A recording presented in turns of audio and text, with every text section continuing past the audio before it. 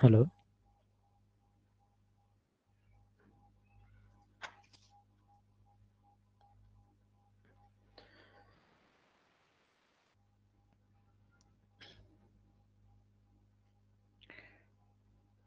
হুম, কেউ কি আছেন?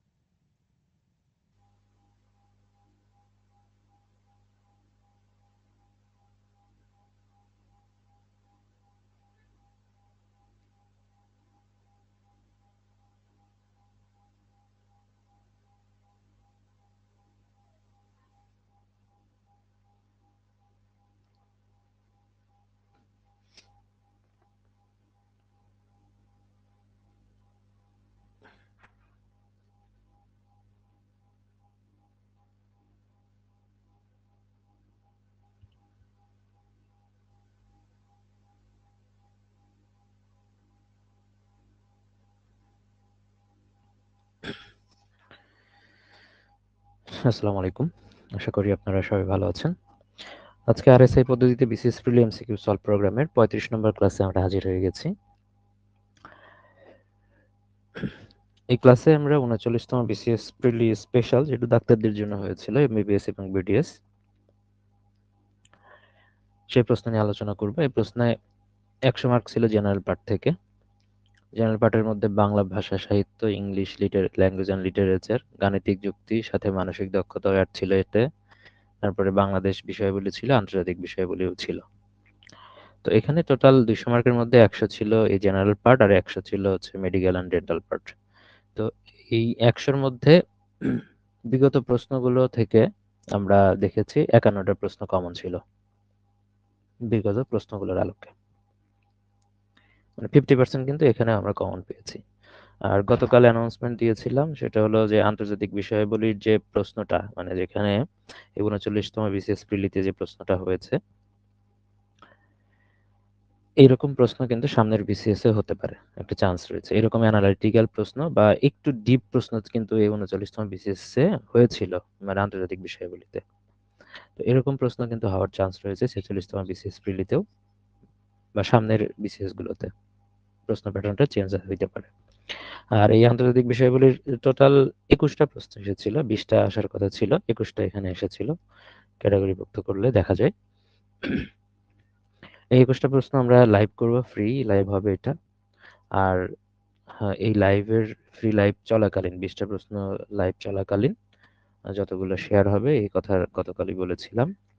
যদি ৫০টা শেয়ার হয় ৫০টা প্রশ্ন লাইভ করব, যদি ১০০টা শেয়ার পাই তাহলে ফুল ক্লাসটা এটা লাইভ করে দিব। ফ্রি লাইভ হবে সবার জন্য। যাই হোক, আমি ক্লাস শুরু করে দিচ্ছি। প্রথম অংশ হচ্ছে আন্তর্জাতিক বিষয়াবলী।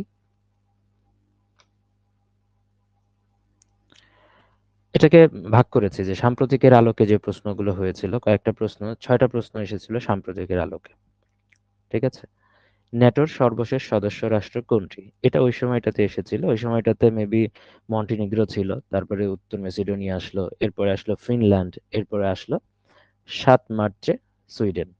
ন্যাটোর সর্বশেষ সদস্য রাষ্ট্র, তাহলে এটার আনসার কি হচ্ছে? সুইডেন। এটা কিন্তু দেখেন ওই সময়টাতেও আসছিল। এখন ন্যাটোর এই সদস্য রাষ্ট্রগুলো কিন্তু চেঞ্জ হচ্ছে।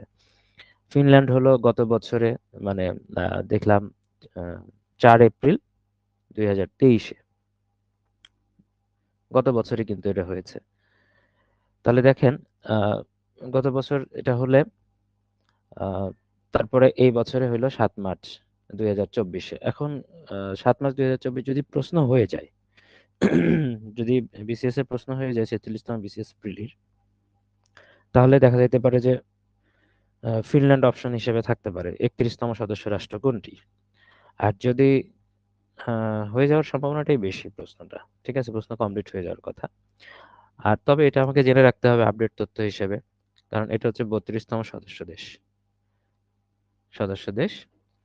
7 মার্চ 2024 কিন্তু এটা হয়েছে। তাহলে দেখেন ন্যাটোর আমরা সবকিছু অলরেডি পড়ে ফেলেছি। ন্যাটোর ইন ডিটেলস একদম প্রতিষ্ঠা সাল থেকে শুরু করে সবই পড়ে ফেলেছে। আরো কিছু যদি আমরা এই সুবাদে আবার একটু রিভিউ করি, যেটা হলো প্রতিষ্ঠাকালীন সদস্য কতগুলো ছিল? প্রতিষ্ঠাকালীন সদস্য ছিল হলো 12টা দেশ।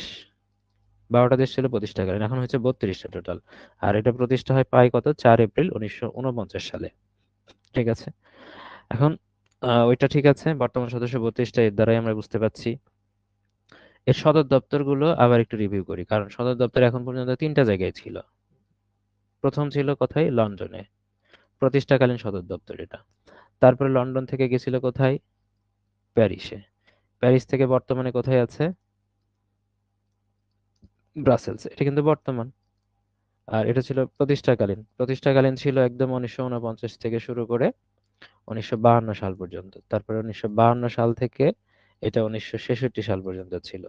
তো যাই হোক, এই সালগুলো না পড়লেও চলবে, আপনি প্রতিষ্ঠাকালীন লন্ডন পড়েন, তারপরে মাঝখানে ছিল প্যারিসে, আর বর্তমানে হচ্ছে ব্রাসেলসে। এইটুকু আপনাকে জানতেই হবে ন্যাটোর। আর ন্যাটোর অন্যান্য বেসিক কিছু তথ্য আছে, এই তথ্যগুলো আমরা অলরেডি ক্লাসে আলোচনা করেছি। এই জায়গাটা একটু রিভিউ করে দেওয়ার দরকার ছিল, রিভিউ করে দিলাম। 2018 সালের বিশ্ব পরিবেশ দিবসের প্রতিপাদ্য বিষয় কি ছিল? এটা ওই সময়ের সাম্প্রতিক ছিল, 18 সালে বিশ্ব পরিবেশ দিবসের। কিছু কিছু দিবস রয়েছে যে দিবসগুলো কিন্তু প্রতিপাদ্য বিষয়গুলো পরীক্ষায় আসার মতো, এটা কিন্তু প্রত্যেক বছর একটু খেয়াল রাখা দরকার আছে। যেরকম ভাবে গতকাল বিশ্ব নারী দিবস হয়ে গেল, 8 মার্চ 2024। বিশ্ব আন্তর্জাতিক নারী দিবস বা বিশ্ব নারী দিবস যেটাই বলেন না কেন, আন্তর্জাতিক নারী দিবস কিন্তু পালিত হলো। এটারও কিন্তু একটা প্রতিপাদ্য বিষয় ছিল বা স্লোগান ছিল। ঠিক আছে, তো দেখেন এখানে যে বিষয়টা আগে আলোচনা হয়েছে, বিশ্ব পরিবেশ দিবস আসলে কবে পালন করা হয়? 5ই জুন। 5 জন। আর এটা সিদ্ধান্ত নেওয়া হয় কত সালে? 1972 সালে, যে স্টকহোম সম্মেলন হয়েছিল। 1972 সালের স্টকহোম সম্মেলনে কিন্তু এই বিশ্ব পরিবেশ দিবস পালনের ব্যাপারে কিন্তু সিদ্ধান্ত গ্রহণ করা হয় যে 5ই জুন বিশ্ব পরিবেশ দিবস হিসেবে পালন করা হবে। তো ওই সময়টাতে যেটা ছিল ওইটার আমরা স্লোগানে গেলাম না, কারণ এখান থেকে একটা উত্তর তো সঠিক ছিল, প্লাস্টিক দূষণকে পরাজিত করি, কিন্তু এটা ওইভাবে না জানলেও চলছে এখন। সর্বশেষ আপনি যেহেতু এখন পর্যন্ত 5 জন আসে নাই এই বছরে, তাহলে সর্বশেষ আপনি 2023 সালেরটা জানতে পারেন যে 2023 সালের এটার স্লোগানটা কি ছিল। 24 সালে যেটা আসবে তখন এটা জেনে নেবেন। সেটা ছিল সলিউশনস টু প্লাস্টিক পলিউশন। এটা ছিল ওটার স্লোগান, 2023 সালের স্লোগান ছিল। এটা ছিল প্লাস্টিক দূষণকে পরাজিত করি, 18 সালের মতোই কিন্তু পরাজিত করি, আর এটা হচ্ছে সমাধান খোঁজার ব্যাপারে কথা বলা হচ্ছে। এটা এখন আসেন যে গুরুত্বপূর্ণ, যেরকম পরিবেশের সাথে গুরুত্বপূর্ণ যে বিষয়গুলো আছে, যেরকম 2023 সালে 16ই সেপ্টেম্বর আমরা কি জানি? ওজোন স্তর সংরক্ষণ দিবস। 16 সেপ্টেম্বর কি, এটা কিন্তু খুব গুরুত্বপূর্ণ। 16 সেপ্টেম্বর হচ্ছে ওজোন স্তর সংরক্ষণ দিবস। ওজোন স্তর সংরক্ষণ দিবস, এটা যেহেতু পরিবেশের সাথেই সম্পর্কিত সংরক্ষণ, এটা কিন্তু প্রত্যেক বছরই এগুলো পড়ে ফেলবেন, কারণ এই পরিবেশ রিলেটেড এই তথ্যগুলো বা এই দিবসগুলো খুব গুরুত্বপূর্ণ। 5 জন বিশ্ব পরিবেশ দিবস, 16 সেপ্টেম্বর ওজোন স্তর সংরক্ষণ দিবস খুব গুরুত্বপূর্ণ। তো ওজোন স্তরের সাথে সম্পর্কিত যে প্রোটোকল, মানে স্লোগান ছিল ওইটাই যে মন্ট্রিল প্রোটোকল, মানে করি, ওজোন স্তর রক্ষা এবং পরিবেশ পরিবর্তনটা রোধ করি। ঠিক আছে, এই পুরোটা স্লোগান ছিল এরকম। তো এরকম ভাবে মন্ট্রিল প্রোটোকল বাস্তবায়ন করি যদি যাবে, মোটামুটি আপনাদের এই ধারণা থেকে এই রিলেটেড প্রশ্ন পরীক্ষায় আসলে অ্যান্সার করতে পারবেন।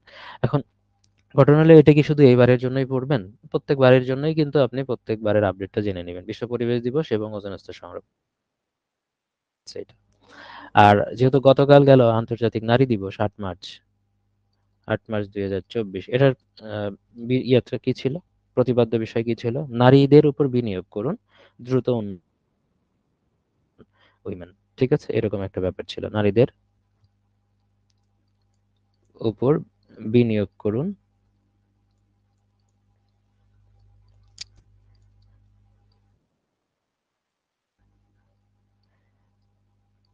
তো তো এই দিবসের প্রতিপাদ্য কিন্তু গুরুত্বপূর্ণ, আন্তর্জাতিক নারী দিবসে।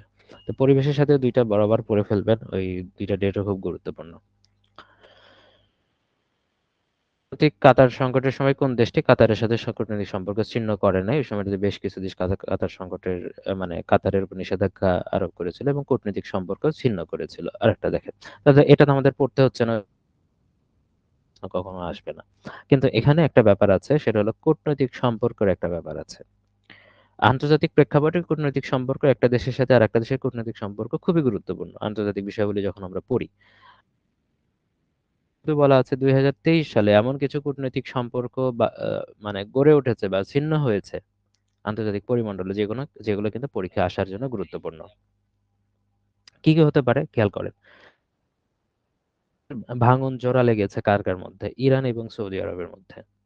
ঠিক আছে, এই তথ্যগুলো যদি পড়েন যে ইরান ও সৌদি আরবের মধ্যে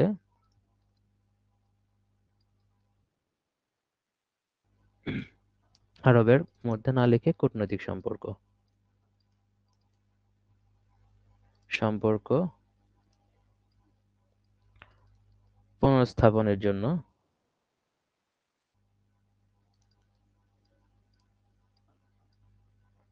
স্থাপনে মধ্যস্থতা কে করে? মধ্যস্থতা করে চীন।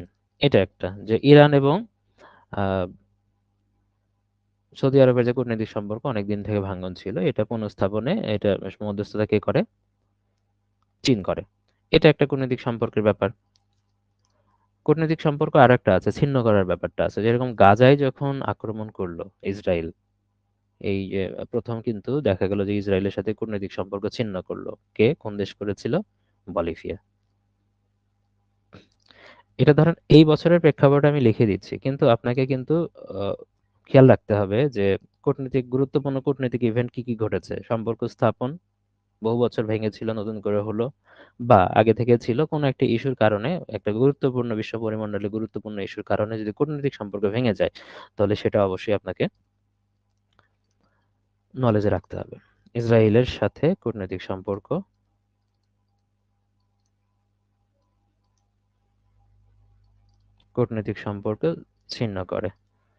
ছিন্ন করে বলিভিয়া।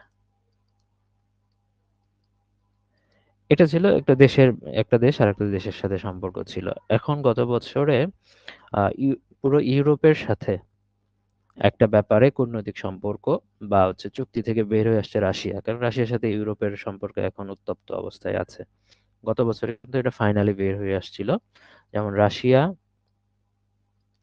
ইউরোপের যে কনভেনশনাল আর্ম ফোর্সের একটা চুক্তি ছিল, কনভেনশনাল আর্ম ফোর্স চুক্তি, সেটাকে বলা হচ্ছে কনভেনশনাল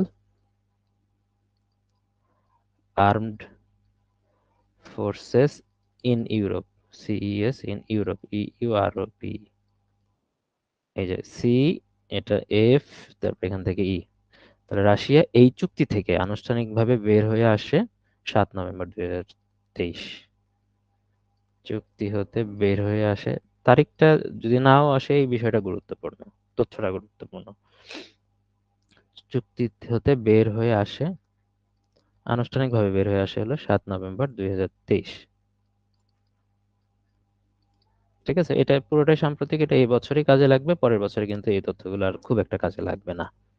আপনাকে তখন খুঁজতে হবে যে মানে কূটনৈতিক সম্পর্ক গুরুত্বপূর্ণ ইভেন্ট কি কি আছে, এটা আপনাকে কিন্তু বের করে নিতে হবে। এটা যদি ওই সময়টাতে যে কোনো পরীক্ষার আগে সাম্প্রতিকের যখন সাজেশন দেওয়া হবে, তখন কিন্তু এই তথ্যগুলো আসলে চলেই আসে। যেহেতু আজকে এই বিষয় নিয়ে আলোচনা হচ্ছে 3 নম্বর প্রশ্নে, আমি মোটামুটি এগুলো আলোচনা করে দিলাম।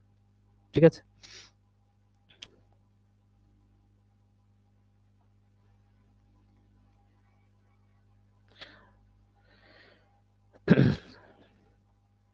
আচ্ছা, আপনাদের রিমাইন্ডার দিয়ে দেই যে এখানে কিন্তু মানে 20টা ক্লাস প্রশ্নই লাইভ হবে, আর যদি আমরা পুরোটা ক্লাস লাইভ দেখতে চাই তাহলে 100টা শেয়ার থাকতে হবে। আর যদি যতগুলো লাইভ আমরা মানে দেখবো, আমি এখানে যদি আমি 25টা পাই 25টা প্রশ্ন আমরা লাইভ করব, যদি আমি 50টা পাই 50টা প্রশ্ন আমরা লাইভ করব, আর যদি 100টা পাই 100টা প্রশ্ন আমরা লাইভ করব। এই কথাটা আমি এবারই বলে দিলাম, আর বলবো না, কারণ এগুলো মানে ক্লাসের মধ্যে ইন্টারাপশন হয়।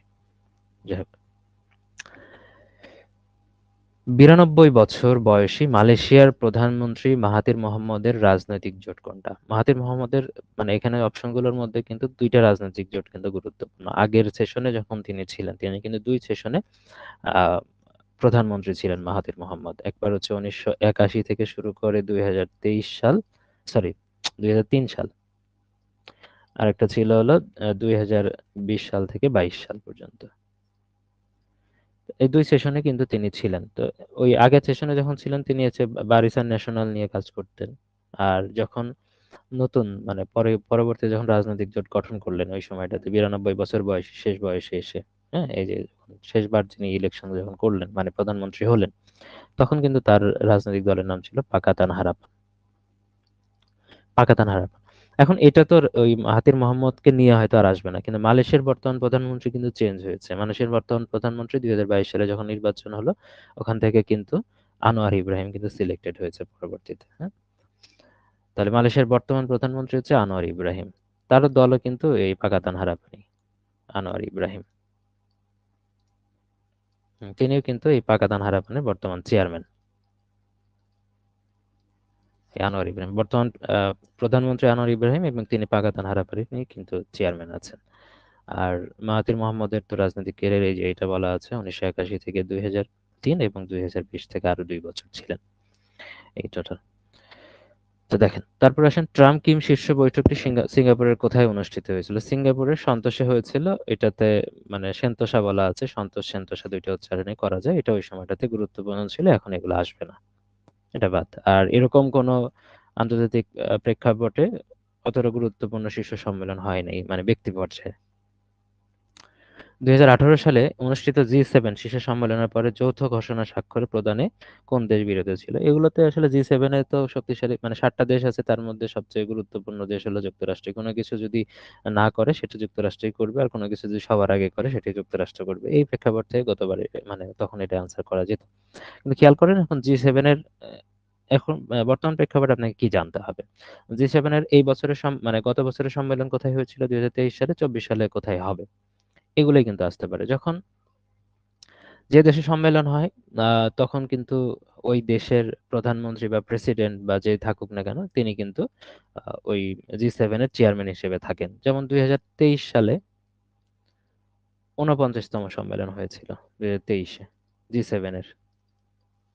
কোথায় হয়েছিল? হিরোশিমাতে হয়েছিল। পরীক্ষা আসতে পারে, ইম্পর্টেন্ট। এর আগেও এগুলো লিখে দিয়েছে, খেয়াল করেন, আবার লিখি কারণ এটা খুব গুরুত্বপূর্ণ। হিরোশিমা জাপানে হয়েছিল। এখন হিরোশিমা জাপানে হলে 24 সালে হবে ইতালিতে ডেফিনেটলি। বর্তমানে যদি আসে জি7 এর বর্তমান চেয়ারম্যান দেশ কোনটা, সেটা হলো ইতালি। আর যদি বলা হয় বর্তমান চেয়ারম্যানকে, ইতালির যে প্রধানমন্ত্রী তিনি জর্জিয়া মেলোনি। ঠিক আছে, 2024 সালে ওই ইতালিতেই হবে 50তম সম্মেলন, যেটা ইতালিতে। ইতালিটা মনে রাখবেন। এখন ইতালির যে জায়গাটা সেটা জায়গাটার নাম হচ্ছে আপুলিয়া।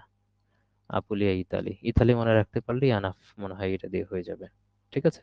তাহলে এবার যদি পরে যে জিজ্ঞেস করে মানে পরীক্ষায় আসে যে জি7 এর বর্তমান চেয়ারম্যান দেশ কোনটা, সেটা যে দেশে হবে পরবর্তী সম্মেলন মানে একটা দেশে 24 সাল যখন শেষ হয়ে যাবে তখন ওই সময়টাতে পরবর্তী সম্মেলন যেখানে হবে সেই দেশ হয়ে যাবে সেটার চেয়ারম্যান। তো জাপান 23 সালে চেয়ারম্যান ছিল, জাপানের সম্মেলন শেষ, 24 সালে ইতালিতে হবে। ইতালি এখন চেয়ারম্যান দেশ হয়েছে, চেয়ারম্যান দেশ। আর যদি বলা হয় চেয়ারম্যানকে, তাহলে ইতালির যে বর্তমান প্রধানমন্ত্রী আছেন জর্জিয়া মেলোনি, তিনি কিন্তু বর্তমান চেয়ারম্যান হিসেবে দায়িত্ব পালন করছেন। তো এই দুইটা গুরুত্বপূর্ণ। তো এই 6টা ছিল সাম্প্রতিক অংশ থেকে। এবার আসেন বেসিক তথ্য ভিত্তিক যে প্রশ্নগুলো ছিল, যেগুলো আমরা সচরাচর পড়ে ফেলি, ফিক্স তথ্য যেগুলো। মেসোপটেমিয়া সভ্যতা গড়ে উঠেছিল কোথায়? টাইগ্রিস এবং ইউফ্রেটিস নদীর তীরে। ঠিক আছে, এটা আমরা জানি যে টাইগ্রিস এবং এই জায়গাটা কোথায়, ইরাকে অবস্থিত। কোথায় এটা? ইরাকে। এবং অনেক সময় এই জিনিসগুলো আমরা পড়ি, টাইগ্রিস ছিল পূর্ব দিকে, আর হচ্ছে ইউরোপ ছিল মানে ইউফ্রেটিস ছিল হচ্ছে পশ্চিমে। মানে এই জায়গাগুলোতে মানে মেসোপটেমিয়া সভ্যতা কিন্তু গড়ে উঠেছিল। আর অন্যান্য অপশনগুলো যদি দেখি মেসোপটেমিয়ার বাদ দিয়ে, যেমন হোয়াংহো এবং ইয়াং সিকিয়াং, দুইটা নদী, দুইটা অপশনেই বলা আছে ক এবং খ। এই দুইটা জায়গাতেই কিন্তু মানে হোয়াংহো এবং ইয়াং সিকিয়াং নদীর তীরে কিন্তু, যেহেতু এগুলো চীনের জায়গা, চীনের দুঃখ বলা হয় হোয়াংহো নদীকে আমরা জানি, তাহলে এটা হচ্ছে চৈনিক সভ্যতা এখানে গড়ে উঠেছিল। নীল নদের তীরে কোন সভ্যতা গড়ে উঠবে? ডেফিনেটলি মিশরীয় সভ্যতা। মিশরীয় সভ্যতা কিন্তু গড়ে উঠেছিল। আর নদী ভিত্তিক আর কি সভ্যতা আছে খেয়াল করে দেখেন। এই যে সিন্ধু সভ্যতা আমরা পড়ি, সিন্ধু নদীর, পাকিস্তানের সিন্ধু নদীর হরপ্পা এবং মহেঞ্জোদারো যে নদী আছে সিন্ধুর প্রদেশে, হরপ্পা এবং মহেঞ্জোদারো নদীর তীরে, সেটা কিন্তু সিন্ধু সভ্যতা গড়ে উঠেছে। তো এটা ইম্পর্টেন্ট। সিন্ধু সভ্যতা কোথায় গড়ে উঠেছে? হরপ্পা এবং মহেঞ্জোদারোতে। হরপ্পা ও মহেঞ্জোদারো। এটা নদী কেন্দ্রিক হলে শহর কেন্দ্রিক কিছু আছে, যেরকম ভাবে আমরা জানি যে গ্রিক সভ্যতা কোথায়, গ্রিক সভ্যতা কোন নগরীকে কেন্দ্র করে গড়ে উঠেছে? সেটা হলো স্পার্টা ও এথেন্সকে কেন্দ্র করে। স্পার্টা এবং এথেন্সকে কেন্দ্র করে কিন্তু গড়ে উঠেছে, এটা আমরা জানি। তো এগুলো গুরুত্বপূর্ণ। অপশন থেকে মোটামুটি আমরা তিনটা পাইলাম, আর দুইটা এক্সট্রা আমরা এখানে রিভিউ করলাম। আচ্ছা, এরপর আসেন মায়া সভ্যতা। সভ্যতা বিশ্বের কোন অঞ্চলে বিরাজমান ছিল? মায়া সভ্যতা। আমরা সভ্যতাগুলো মেইন ক্লাসে কিন্তু একদম ম্যাপ ধরে ধরে পড়িয়েছি। আজকে টেকনিক্যাল সমস্যার কারণে ওই ম্যাপটা দেখাতে পাচ্ছি না। তারপরেও আমি এখানে ফিগার আউট করার চেষ্টা করছি।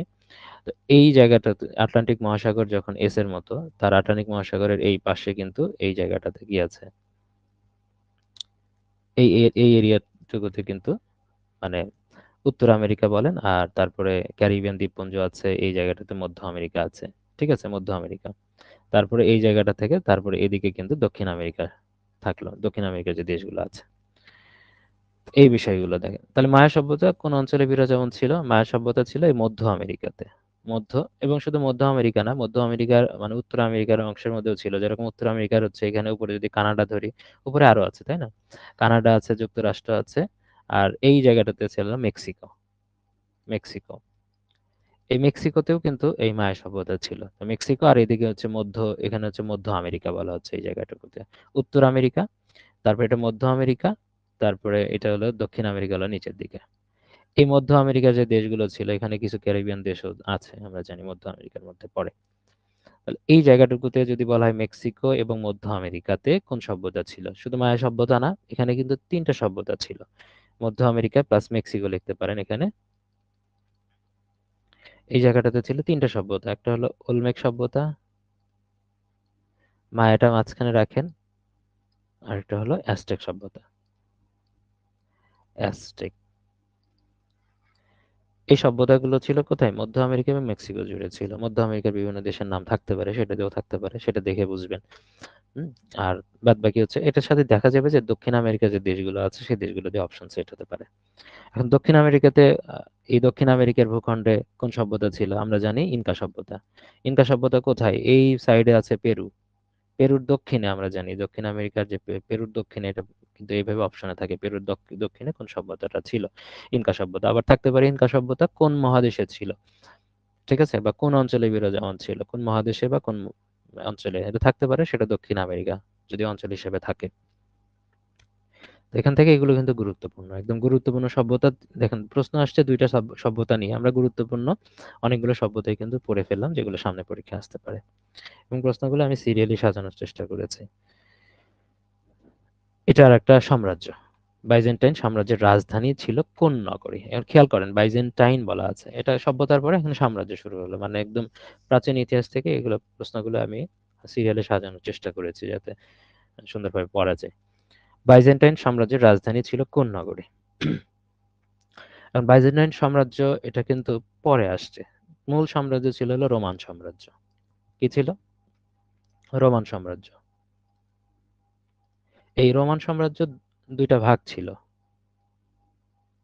ঠিক আছে, রোমান সাম্রাজ্যের দুইটা ভাগ ছিল। কি ভাগ ছিল? পূর্বাঞ্চলীয় একটা ভাগ ছিল, পশ্চিমাঞ্চলীয় একটা ভাগ ছিল। পূর্বাঞ্চলে একটা পূর্বাঞ্চলীয় ছিল, একটা পশ্চিমাঞ্চলীয় ছিল। রোম, তাহলে রোমের পূর্ব দিকে যেটা, ইতালির রোম আর কি, হ্যাঁ, মানে রোমান সাম্রাজ্য, রোমের পূর্ব দিকে যেটা ছিল সেই জায়গাটাকে বলা হচ্ছে মূলত বাইজেন্টাইন। পূর্বাঞ্চলীয় রোমান সাম্রাজ্যটাই মূলত বাইজেন্টাইন সাম্রাজ্য, এটার নাম ছিল। আর পশ্চিমাঞ্চলে যেটা ছিল এটা পড়তে হবে না, এটা মূলত রোম কেন্দ্রিকই ছিল। ইতালির যে রোম, সেই রোমে যে সাম্রাজ্যটা ছিল, বিস্তার করেছিল, সেটা পশ্চিমাঞ্চলে, অবশ্যই সেটা রোম কেন্দ্রিক। তো রোম কেন্দ্রিকের সাথে এটা যাওয়ার প্রয়োজন হচ্ছে না এখানে। এখানে যেহেতু পূর্বাঞ্চলের কথা বলা হচ্ছে, যে বাইজেন্টাইন সাম্রাজ্য আলোচনা করব আমরা, তাহলে পূর্বাঞ্চলীয় যেটা ছিল সেটাকেই মূলত কি বলা হচ্ছে? বাইজেন্টাইন সাম্রাজ্য। পূর্বাঞ্চলীয় এটা আলাদা করেও আসতে পারে, কিন্তু এখান থেকে আমরা যদি আলোচনা করি বা একটু ডিপে যাই তাহলে কিন্তু এটা হয়। বাইজেন্টাইন সাম্রাজ্য আসলে কোন জায়গা জুড়ে রয়েছিল? ইতালির, যদি আপনি ম্যাপের দিকে তাকান, ম্যাপ হলে সবচেয়ে বেটার হতো। আমি দেখি ম্যাপটা একটু ওপেন করে দেখানোর চেষ্টা করি।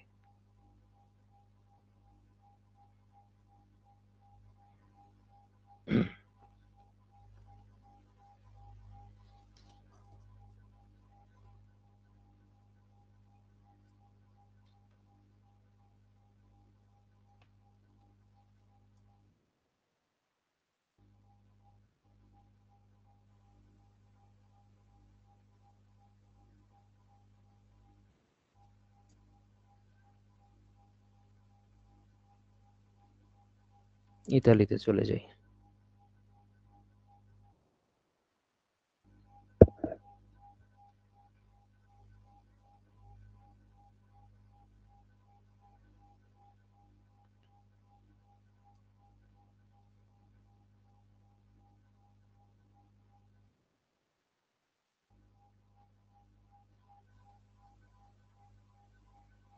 দেখেন, তাহলে ইতালিতে চলে আসছি। এই যে ইতালি, এখানে এখানে এটা ক্রস করে দেই। ইতালি, এখানে রোম, রোম কেন্দ্রিক। হ্যাঁ, দেখেন এর আমরা ম্যাপের যদি আমরা এই দিকে যাই, এই পাশে, তাহলে এই পাশে এটা কি আমরা জানি, এটা পশ্চিমাঞ্চল। এই দিকে যখন যাচ্ছে, স্ক্রিনটা দেখছেন, হাতের বামের দিকে পশ্চিমাঞ্চল, হাতের ডান দিকে হচ্ছে কি পূর্বাঞ্চল। পূর্বাঞ্চল, তাহলে রোম কেন্দ্রিক যেটা ছিল এটা ইতালি, এটাকে এটা হচ্ছে পশ্চিম সাইডে যদি আমরা ধরি এটা পশ্চিমাঞ্চল, আর এর সামনে যেগুলো আছে সামনের দিকে যেটা, এটা পূর্বাঞ্চলীয়। পূর্বাঞ্চলে এটা বুঝেন, তাহলে তো এটা সুবিধা হবে এটা বুঝলে। এটা পূর্বাঞ্চলীয়, তাহলে রোম থেকে পূর্বের দিকে আসেন। এখন বাইজেন্টাইন সাম্রাজ্য যদি এখন পরীক্ষায় আসে যে কোন ছিল, আসতে পারে। এখন দেখেন এটা খুব বেশি কঠিন না। ইতালির সব জায়গায় দেখেন, এইদিকে ওইদিকে সব জায়গায় কিন্তু ভূমধ্যসাগর আছে। তাহলে এর সামনের দিকে ভূমধ্যসাগর আছে। সাগরের অঞ্চল যদি দেখেন যে রোম বাদ দিয়ে ইতালির এই সামনের অংশটুকু আছে, এখানে গ্রিস আছে দেখতে পাচ্ছেন। তারপর এইদিকে এই দেশগুলোর দিকে দেখি, একদম সামনের দিকে এই যে আমাদের মুসলিম কান্ট্রি যেগুলো রয়েছে, তারপরে এখানে সিরিয়া দেখতে পাচ্ছেন। হ্যাঁ, এই তারপরে এখানে তুরস্ক, তুরস্ক সবচেয়ে বড় বিষয় এখানে, তুর্কি লেখা আছে। তারপরে এখানে প্যালেস্টাইন আছে, তো ইসরায়েল আছে, এগুলো তো কাছাকাছি এই বাইজেন্টাইন অঞ্চলের মধ্যে ছিল। এবং শুধু সেটা না, এই যে উত্তর আফ্রিকা, এই যে আফ্রিকা না, নিচের দিকে লিবিয়া, ইজিপ্ট, মিশর দেখতে পাচ্ছি, তিউনিসিয়া, মানে এগুলা লিবিয়া, মিশর, এই উত্তর আফ্রিকার যে দেশগুলো, এই দেশগুলো পর্যন্ত কিন্তু, কারণ এখান থেকে সামনের দিকে আসলে কিন্তু ভূমধ্যসাগরের আশেপাশে দেশগুলো আছে, এই সব দেশগুলোই কিন্তু বাইজেন্টাইন সাম্রাজ্যের মধ্যে পড়ে।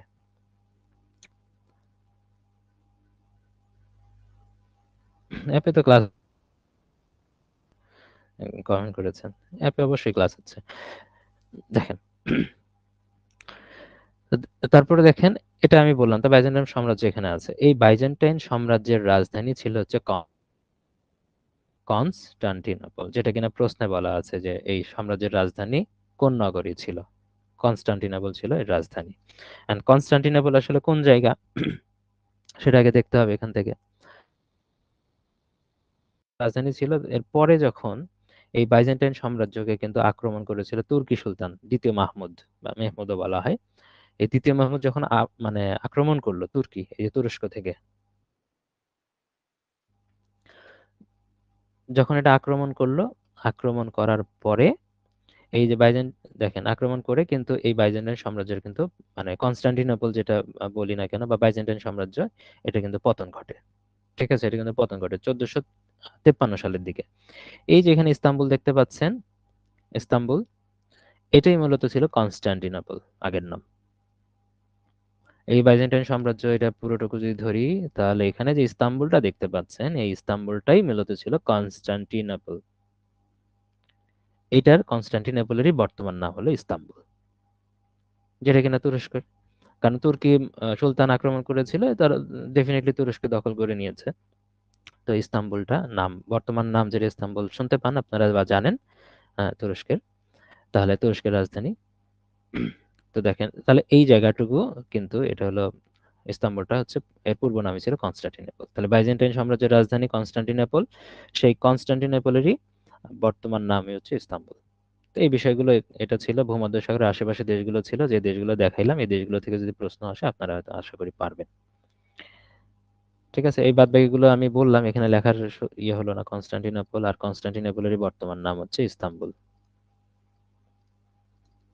ব্যাস, ইস্তাম্বুল। আর কার কাছে পরাজিত হয়েছিল বা বাইজেন্টাইন সাম্রাজ্যের যে পতন ঘটলো, এটা তুর্কি সুলতান দ্বিতীয় মাহমুদের কাছে 1453 সালের দিকে। সালটা অতটা গুরুত্বপূর্ণ না, ইতিহাস থেকে পড়লে এই বিষয়গুলো দাঁড়ায়। যতটুকু আলোচনা করলাম, ম্যাপ দেখে যা মনে থাকার দরকার আছে ততটুকু মনে থাকলেই হবে। তারপর আসেন আধুনিক রাষ্ট্র ব্যবস্থা উদ্ভবের সময়কাল কোনটি? আছে প্রাচীন গ্রিস সময়কাল, প্রথম বিশ্বযুদ্ধের পরবর্তীকাল, 1600 থেকে 1800 সাল, প্রাচীন রোম শাসনকাল। এখানে দেখতে হবে আধুনিক রাষ্ট্র ব্যবস্থা আসলে কখন উদ্ভব হয়। ব্যাকগ্রাউন্ডে গেলে দেখা যাবে যে আগে ইউরোপে প্রচুর ধর্মকেন্দ্রিক যুদ্ধ হতো, ধর্ম রিলেটেড কিন্তু যুদ্ধ হতো। এক দেশ মানে আরেক দেশের সাথে যুদ্ধই করতো ধর্ম নিয়ে, এক ধর্মের সাথে আরেক ধর্মের কিন্তু যুদ্ধ হতো। এই ধর্মকেন্দ্রিক যুদ্ধ যখন শেষ হয়ে গেল, তারপরেই মোটামুটি আধুনিক রাষ্ট্র ব্যবস্থা উদ্ভব হয় ইউরোপে। এখন সর্বশেষ ইউরোপের সর্বশেষ যে ধর্মযুদ্ধটা হয়েছিল, সেটা আপনারা জানেন যে 30 ইয়ার্স ওয়ার। কি এটাকে বলা হচ্ছে? 30 ইয়ার্স ওয়ার, মানে কি 30 বছর ব্যাপী যুদ্ধ। 30 বছর ব্যাপী যুদ্ধ, বাংলায় বললে 30 বছর ব্যাপী যুদ্ধ। এটাতে মানে ইউরোপের কিন্তু সর্বশেষ ধর্ম কেন্দ্রিক যুদ্ধ ছিল, সর্বশেষ যুদ্ধ। 30 বছর বলা হলো, এটা 1618 সাল থেকে শুরু হয়েছিল, 1648 সালে গিয়ে শেষ হয়। 30 বছর কার মাধ্যমে শেষ হয়? একটা চুক্তির মাধ্যমে। সেই চুক্তির নাম হচ্ছে ওয়েস্টফেলিয়া শান্তি চুক্তি। ওয়েস্টফালিয়া শান্তি চুক্তির মাধ্যমে কিন্তু এই ধর্মযুদ্ধটা শেষ হয়। তাহলে ওয়েস্টফালিয়া শান্তি চুক্তি কত সালে হয় যদি আসে? এই 1648 সালে।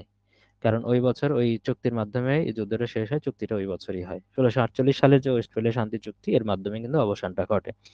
এই তারপরেই যে ধর্মযুদ্ধের অবসান ঘটলো, এরপরেই মূলত এই ওয়েস্টফালিয়া চুক্তি, শান্তি চুক্তির কারণেই ইউরোপে আধুনিক রাষ্ট্র ব্যবস্থা কিন্তু চালু হয়। এটার ফলাফল যদি বলা হয় যে ওয়েস্টফালিয়া শান্তি চুক্তির ফলাফল কি, ইউরোপে আধুনিক রাষ্ট্র ব্যবস্থা চালু হয়।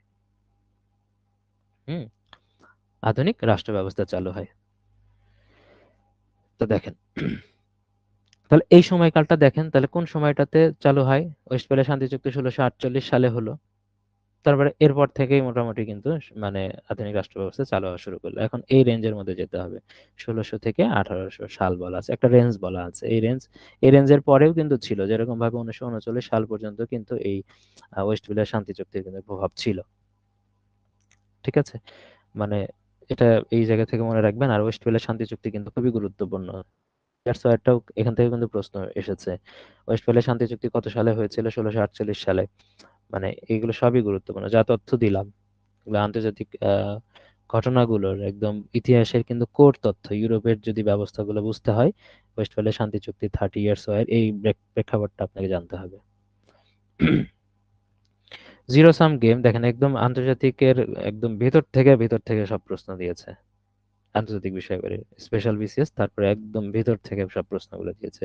জিরো সাম গেম আন্তর্জাতিক সম্পর্কে কোন তত্ত্বের সাথে সংশ্লিষ্ট? একটা তত্ত্ব আমরা গতদিন পড়েছি 38তম বিসিএস এ, সেই তত্ত্ব ছিল বাস্তববাদ। ওই বাস্তববাদের মধ্যে কিন্তু আমরা কয়েকটা 4টা বৈশিষ্ট্যের কথা বলেছিলাম। বাস্তববাদ মানে রিয়েলিজমের মধ্যে কি বলেছিলাম? সেটা হলো যে একটা রাষ্ট্র, মানে এখানে রাষ্ট্রই হবে প্রধান কর্মক। আর রাষ্ট্র যদি প্রধান কর্মক হয়, একটা রাষ্ট্র চাইবে কি, যে অন্য রাষ্ট্রের উপর কি প্রভাব বিস্তার করতে, অবশ্যই অন্য রাষ্ট্রের চেয়ে শক্তিশালী হওয়ার চেষ্টা করবে। এবং শক্তিশালী হওয়ার চেষ্টা করার কারণ হলো যাতে অন্য রাষ্ট্র তার ক্ষতি না করতে পারে, এর একটা বিষয় থাকে। আর এই সবকিছু করতে গিয়ে রাষ্ট্র দেখা যাবে যে সবকিছু তার নিজের স্বার্থ কিন্তু অর্জন করতে চায়, আত্মস্বার্থ অর্জন করতে চায়। আর এই সবকিছু যদি করতে যায়, একটা বিশৃঙ্খল অবস্থা তৈরি হয়, এক দেশ আরেক দেশের সাথে মারামারি যুদ্ধের সাথে লিপ্ত থাকার চেষ্টা করে প্রভাব দেখাইতে গিয়ে। হ্যাঁ, নানা ধরনের কিন্তু নৈরাজ্যমূলক অবস্থা তৈরি করে। আমরা বলেছিলাম যে নৈরাজ্যটা কোন তত্ত্বের মূল কথা, সেটা ছিল বাস্তববাদ। তো এই কাজগুলো করতে গিয়ে এই যে নৈরাজ্যগুলো করতে যাচ্ছে এক দেশ আরেক দেশকে, রাশিয়া ইউক্রেনের কথাই যদি চিন্তা করি, ওইদিকে যুক্তরাষ্ট্র ইন্ধন দিল, ইউক্রেনে সবকিছু শেষ হয়ে যাচ্ছে। তো এই কাজগুলো অস্ত্র, যুক্তরাষ্ট্রের ব্যবসা হচ্ছে বুঝলাম, অস্ত্র ব্যবসা হচ্ছে, যুক্তরাষ্ট্র লাভবান হচ্ছে, অন্যদিকে ইউক্রেন বা রাশিয়া কিন্তু ক্ষতিগ্রস্ত হচ্ছে। অর্থাৎ একজনের লাভ সমান আর অন্যজনের ক্ষতি। রাশিয়া ইউক্রেনের ক্ষতি হচ্ছে, ধরেন ইউক্রেনটা বেশি ক্ষতিগ্রস্ত হলো, অন্যদিকে অস্ত্র ব্যবসার কারণে যুক্তরাষ্ট্র লাভবান হলো, এরকম একটা উদাহরণ দিলাম। এরকম বহু উদাহরণ আছে, যুদ্ধে এক পক্ষ লাভবান হয় আর এক পক্ষে কিন্তু ক্ষতিগ্রস্ত হয়। বা এরকম ভাবে যতগুলো ইভেন্ট হয় যে এক পক্ষের লাভ আর এক পক্ষের ক্ষতি, এখানে দেখা যাচ্ছে যে দুইটা, যদি আপনি যদি লাভের মধ্যে থেকে ধরেন এক পক্ষের লাভ আহ সমান সমান যদি অন্য পক্ষের ক্ষতি যদি ধরেন, আলটিমেটলি একটা থেকে এটা যদি মাইনাস করে দেন, হ্যাঁ, ক্ষতি সমান সমান যদি বলা হয়, কেউ যদি লাভ করে এক আর যদি ক্ষতি হয় এক, তাহলে তো কোনো লাভ, মানে এখানে তো কোনো কিছু আপনার ফলাফল কিছুই থাকলো না। ঠিক আছে, এর যা ক্ষতি হয়েছে সেইটুকু এর লাভ হয়েছে, ব্যাপারটা এরকম যদি ধরেন, তার মানে এখান থেকে আপনি কিছুই পাচ্ছেন না, এই জন্য এটাকে বলা হচ্ছে জিরো সাম গেম। এটাকে যদি মাইনাস করা হয় দুইজন থেকে তাহলে জিরো, এটাকে বলে জিরো সাম গেম। আর এই বিষয়গুলো গতদিন আমরা যে বাস্তববাদ বা রিয়েলিজমের কথাগুলো 4টা পয়েন্ট আলোচনা করলাম, ওখান থেকেই কিন্তু এটা চলে আসলো, যে এখানে এটা তার মানে রিয়েলিজম এর সাথেই এটা সম্পর্কিত। গতদিনের যে 4টা তথ্য পড়েছিলাম ওই তথ্যের আলোকেই ব্যাখ্যা করলাম, আর এই বিষয়টা কিন্তু এখান থেকেই দাঁড়ালো। তার মানে এখানে এক পক্ষ জিতবে আর এক পক্ষ কিন্তু হারবে, এই জিরো সাম গেমের এটাই তত্ত্ব, আর এটা রিয়েলিজমের সাথে সম্পর্কিত। বিখ্যাত ওয়াশিংটন কনসেনসাস কোন বিষয়ের সাথে জড়িত, খেয়াল করে দেখেন, একদম কোর কোর জায়গা থেকে প্রশ্ন এসেছিল। ওয়াশিংটন, ওয়াশিংটন কোন দেশে? ডেফিনেটলি মার্কিন যুক্তরাষ্ট্র। আর মার্কিন যুক্তরাষ্ট্র কোনটার সাথে, মানে কোন বিষয়ের সাথে সম্পর্কিত, এটা যদি না পড়া হয় এটা অ্যান্সার করা খুব কঠিন। এই বিষয়গুলো বা না জানা থাকলে এটা কিভাবে আন্দাজে দাগায় তো লাভ নাই। ওয়াশিংটন কনসেনসাস মূলত উন্নয়নশীল যে দেশ আছে, আমরা জানি উন্নয়নশীল দেশগুলোতে ঋণ দেওয়া বা সংস্কারের কাজগুলো কে করে? বিশ্ব ব্যাংক করে, আইএমএফ করে।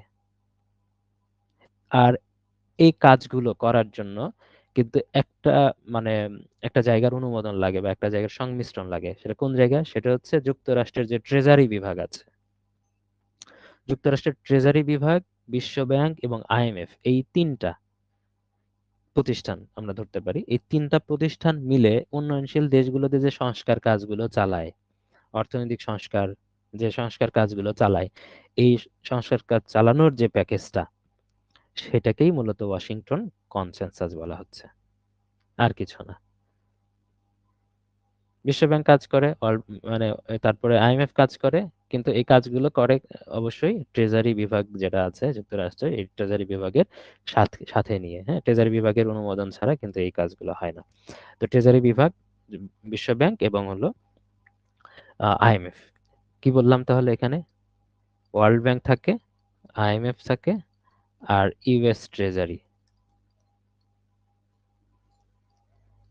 এই তিনটা প্রতিষ্ঠান মিলেই হচ্ছে মূলত ওয়াশিংটন কনসেনসাসের সাথে জড়িত। এই বিষয়গুলো তিনটা প্রতিষ্ঠান যে কাজটা করে, উন্নয়নশীল দেশগুলোতে যে অর্থনৈতিক সংস্কারগুলো করে, সেটাই মূলত ওই ওয়াশিংটন কনসেনসাসের মাধ্যমে করে, এটা একটা প্যাকেজ। আর এই কনসেনসাস, ঠিক আছে, কনসেনসাস যেটা আছে, এটার প্রবর্তক বা এটা সম্পর্কে ধারণা দিয়েছেন কে? যে সিস্টেমে হবে, এখানে মূলত 10টা পয়েন্ট তিনি উল্লেখ করেছিলেন ওই সময়টাতে। এই 10টা পয়েন্টের বা ওই 10টা নিয়মের ভিত্তিতে মোটামুটি এই সাহায্যগুলো করে থাকে। তো এটার প্রবর্তক ছিলেন হলো জন উইলিয়ামসন।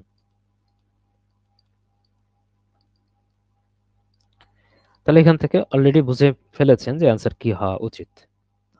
এই অর্থনৈতিক নীতি বাস্তবায়ন, অর্থনৈতিক সংস্কার, নয়া উদারতাবাদী অর্থনৈতিক নীতি বাস্তবায়ন, এটি অপশনগুলোর মধ্যে যতটুকু আলোচনা করলাম এতটুকু মনে রাখবেন ওয়াশিংটন কনসেনসাস সম্পর্কে, প্রবর্তককে কোন কোন প্রতিষ্ঠান এখানে জড়িত, আর এটা কি কাজ করে, উন্নয়নশীল দেশগুলোতে সংস্কার করে থাকে, অর্থনৈতিক সংস্কার।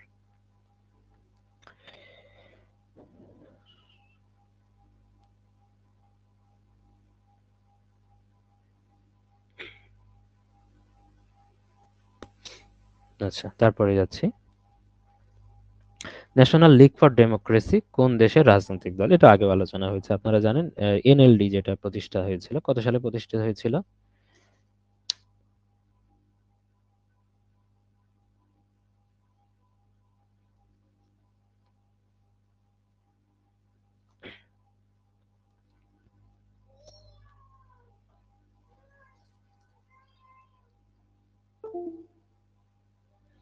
এনএলডি প্রতিষ্ঠা হয়েছিল 1988 সালে, এটা আমরা পড়েছিলাম। আর এটা কোন দেশের? ডেফিনেটলি মিয়ানমারের। মিয়ানমার সম্পর্কে দুইটা প্রশ্ন এখানে এসেছিল। 1988 সালে এটা হয়েছিল, এনএলডি প্রতিষ্ঠা, অং সান সুচির যে রাজনৈতিক দল। দেখেন, এখানে আরেকটা প্রশ্ন আসছে, সেটা হলো কোন দেশের জাতীয় সংসদ দ্বিকক্ষ বিশিষ্ট? অপশনও ওই মিয়ানমারই। এখন দ্বিকক্ষ বিশিষ্ট যে জাতীয় সংসদগুলো রয়েছে বা আইনসভা রয়েছে, সেগুলো অনেকগুলোই আছে, বিশ্বের অনেকগুলো দেশেই আছে দ্বিকক্ষ বিশিষ্ট। এক কক্ষ বিশিষ্ট আমরা বাংলাদেশেরটা জানি এটা, কিন্তু দ্বিকক্ষ বিশিষ্ট যেহেতু এটা আসছে, আমরা কয়েকটা জিনিস ভাগ করে একটু শেখার চেষ্টা করব, যে যদি এখান থেকে আবার পরবর্তীতে প্রশ্ন আসে। এখানে চীন, সিঙ্গাপুর, ব্রুনাই, চীনের যে মানে দ্বিকক্ষ বিশিষ্ট না, এখান থেকে বুঝতে পাচ্ছেন যে এক কক্ষ বিশিষ্ট। চীন একটা গুরুত্বপূর্ণ দেশ সেই জায়গা থেকে। তাহলে দ্বিকক্ষ বিশিষ্ট আর কোন কোন জায়গায় আছে? আমাদের পার্শ্ববর্তী দেশগুলো, ভারত, তারপর পাকিস্তান, এই এই জায়গাটাতে আছে। আর এখান থেকে একটু দূরে যদি যাই, মিয়ানমার, মিয়ানমারের পাশাপাশি দেশ, এবং এম দিয়ে আর একটা দেশ আছে, সেটা হচ্ছে মালয়েশিয়া, এরও দ্বিকক্ষ বিশিষ্ট আছে। এইভাবে এইভাবে লিখবেন। তারপরে আমরা জাপান, জার্মানি, জাপানের সাথে জার্মানি দিলাম, আর এরপরে হচ্ছে রাশিয়া। Japan, Germany, Russia. আর এখানে একদম আমেরিকাতে চলে যান। আমেরিকাতে যাওয়ার আগে এখানে মানে ইউকে কে নেন, ইউকে, ইউএসএ, আর হচ্ছে কানাডা। এগুলো সবচেয়ে গুরুত্বপূর্ণ। যদি ভবিষ্যতে কোনো প্রশ্ন আসে দ্বিকক্ষ নিয়ে, তাহলে দেখা যাবে যে এর বাইরে কোনো অপশন থাকার কথা না। ভারত, পাকিস্তান, এদিকে Myanmar, Malaysia, Japan, Germany, Russia, আর হচ্ছে ইউকে, ইউএসএ, কানাডা, দ্বিকক্ষ বিশিষ্ট এদেরও রয়েছে। 14 গেল, এবার আসুন 15। কোন সালে হিটলার জার্মান চ্যান্সেলর নিযুক্ত হন? কোন সালে হয়েছিলেন? 1933 সালে। 1933 সালে হিটলার সম্পর্কে আমরা বেসিক তথ্য যেগুলো পড়ি, জার্মান চ্যান্সেলর হয়েছিলেন, কিন্তু তার জন্ম কোথায়? জন্ম হচ্ছে অস্ট্রিয়াতে। কোথায় ছিল? অস্ট্রিয়ায় জন্ম। আর তার যে দল ছিল, সে পার্টিটার নাম কি? নাজি পার্টি বা নাৎসি পার্টি। নাজি বা নাৎসি। তার যে পুলিশ বাহিনী ছিল, পুলিশ বাহিনীর নাম কি ছিল? গোপন পুলিশ বাহিনী, গেস্টাপো। তো পড়েছেন। তার যে বই ছিল, গ্রন্থ যেন লিখে, মাই স্ট্রাগল বা মেইন ক্যাম্প, মেই ক্যাম্প, এটাকে ইংলিশে বলা হয় মাই স্ট্রাগল। ঠিক আছে। আর তিনি কি করেছিলেন দ্বিতীয় বিশ্বযুদ্ধের সময়? তিনি কিন্তু ওখানে হলোকাস্ট করেছিলেন, মানে 60 লাখ ইহুদিকে হত্যা করেছিলেন। এই হিটলার সম্পর্কে মোটামুটি এই তথ্যগুলি গুরুত্বপূর্ণ, যেগুলো পরীক্ষা আসতে পারে। কোথায় জন্মগ্রহণ করেছেন, এটা কিন্তু আসতে পারে। 16, জাতিসংঘের চ্যাম্পিয়ন অব দ্য আর্থ খেতাব প্রাপ্ত কে? এটা কিন্তু প্রধানমন্ত্রী শেখ হাসিনাই কিন্তু পেয়েছিলেন। কত সালে পেয়েছিলেন? এটা 2015 সালে। চ্যাম্পিয়ন অব দ্য আর্থ এটা আসলে কিসের উপরে দেয়? পরিবেশের আহ পরিবেশ রক্ষায় গুরুত্বপূর্ণ অবদানের জন্যই কিন্তু আসলে চ্যাম্পিয়ন অব দ্য আর্থটা দেওয়া হয়। এই চ্যাম্পিয়ন অব দ্য আর্থ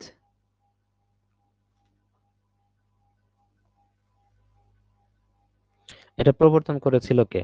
এটাই, এটা প্রদানকারী প্রতিষ্ঠান হচ্ছে অবশ্যই পরিবেশ বিষয়ক সংগঠনই হবে, UNEP, United Nations environment programme. UNEP এটা প্রদান করে।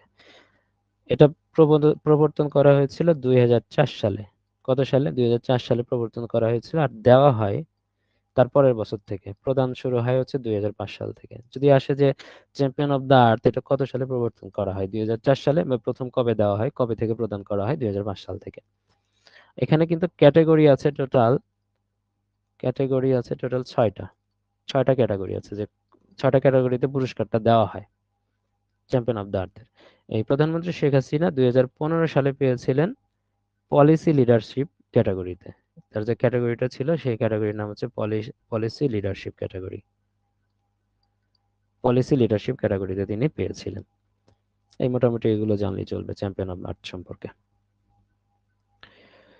তারপর আসে 1945 সালে প্রতিষ্ঠাকালীন সময়ে জাতিসংঘের মোট কতটি সদস্য রাষ্ট্র ছিল? প্রতিষ্ঠাকালীন সময় 51টা সদস্য রাষ্ট্র ছিল, এটা আমরা অলরেডি পড়ে ফেলেছি। এই যে যেগুলো দেওয়া আছে, এগুলোই আমাদের পূর্ববর্তী ব্যাখ্যাগুলো থেকে কমন। টোটাল আমরা এই প্রশ্নে 100টার মধ্যে 51টা প্রশ্ন পাবো। তো দেখেন, এখানে আলোচনা করেছিলাম, যেহেতু এখানে কিছু সাল আছে, সালগুলোর সাথে একটা সম্পর্ক আছে। আর এখানে যে সর্বশেষ সম্মেলন যে হয়েছিল জাতিসংঘ প্রতিষ্ঠার, সর্বশেষ সম্মেলনের নাম কি? সান ফ্রান্সিসকো সম্মেলন। যদি আসে পরীক্ষায়, জাতিসংঘ প্রতিষ্ঠার সর্বশেষ সম্মেলন এটা কত সালে হয়েছিল? ডেফিনেটলি 1945 সালে হয়েছিল। 1945 সালের তিনটা তারিখ এখানে কিন্তু জড়িত হচ্ছে। একটা জড়িত তারিখ হচ্ছে 26 জুন। 26 জুনে কিন্তু 50টা দেশ স্বাক্ষর করে। আগেও লিখেছেন, যেহেতু এগুলো তারিখ যতবার শুনবেন একটু মুখস্থ থাকার পসিবিলিটি বেশি। 26 জুন 50টা দেশ করলো, স্বাক্ষর করলো। আর পরে অক্টোবর মাসে গিয়ে 15 অক্টোবর পোল্যান্ড স্বাক্ষর করলো 51তম দেশ হিসেবে। 51তম দেশ, 51তম হিসেবে। আমরা জানি জাতিসংঘ সনদটা যখন কার্যকর হলো বা জাতিসংঘ যখন প্রতিষ্ঠা হলো কত তারিখে? 24 অক্টোবর। এই 1945 সালে এই দিনটা 24 অক্টোবর এটা কার্যকর।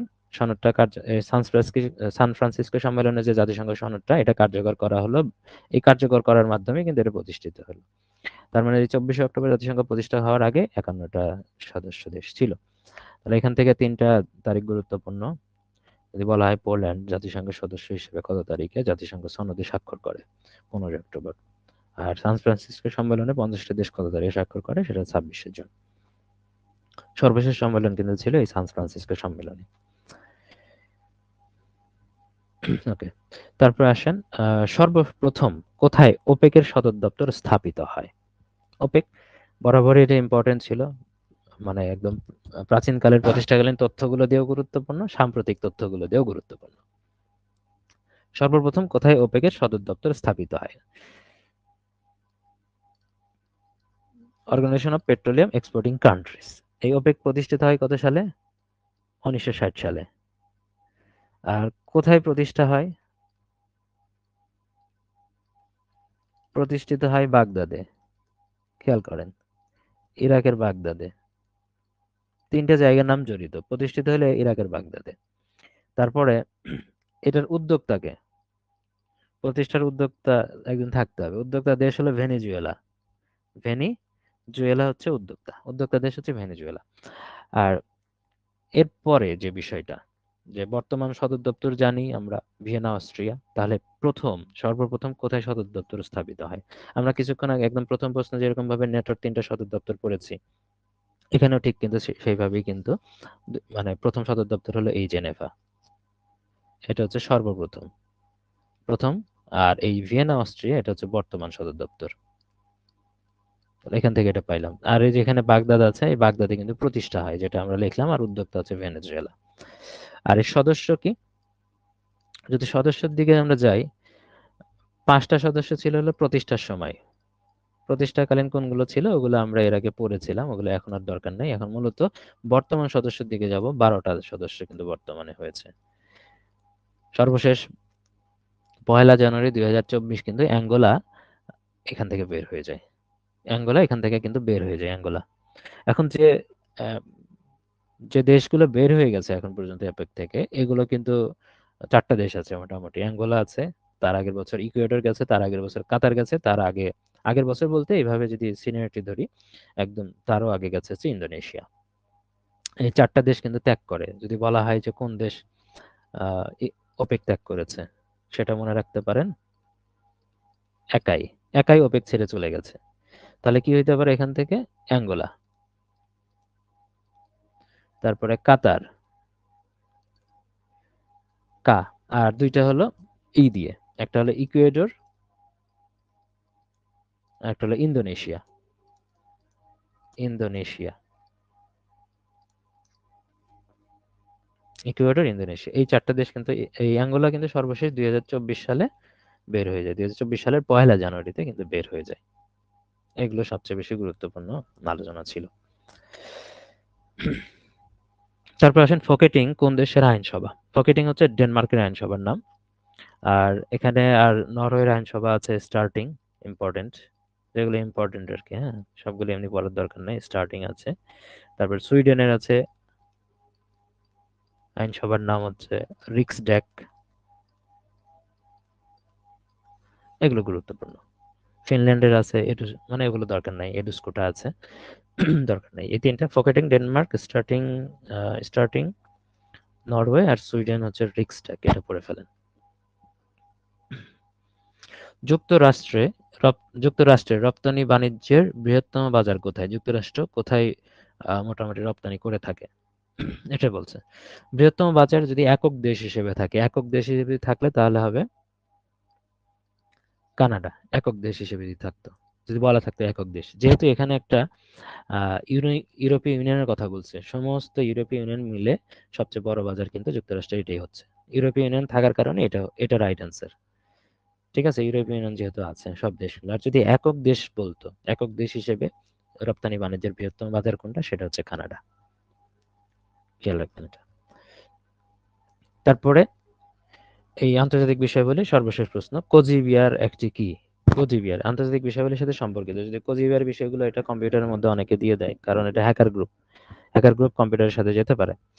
কিন্তু এটা ওই সময়টাতে সাম্প্রতিক ছিল যে মার্কিন যুক্তরাষ্ট্রের যে ইলেকশনটা হয়েছিল, এই ইলেকশনের সময় এই হ্যাকার গ্রুপটা এই মার্কিন যুক্তরাষ্ট্রের কিছু গুরুত্বপূর্ণ নথি বা ডকুমেন্ট এটা হ্যাক করেছিল এরা। অবশ্যই এখানে ইন্ধন ছিল রাশিয়ার, মানে রাশিয়ার যে সিকিউরিটি সার্ভিস ছিল এফএসবির সাথেই মোটামুটি এই কোজিবিয়ারের একটা সম্পর্ক ছিল, যতটুকু জানা যায়। তাহলে কোজিবিয়ার ছিল একটা হ্যাকার গ্রুপ। ব্যাস, এখান থেকে এতটুকু জানলেই চলছে। এই আন্তর্জাতিক বিষয়াবলী শেষ হলো। আর যেহেতু ওই বলেছিলাম একটা শেয়ারের কথা, ওই পর্যন্ত যায় নাই। আমরা এখানেই ক্লাসটা স্টপ করে দিচ্ছি, ফেসবুক লাইভ। বাদ বাকিটা আমাদের ক্লাসরুমে লাইভ হবে।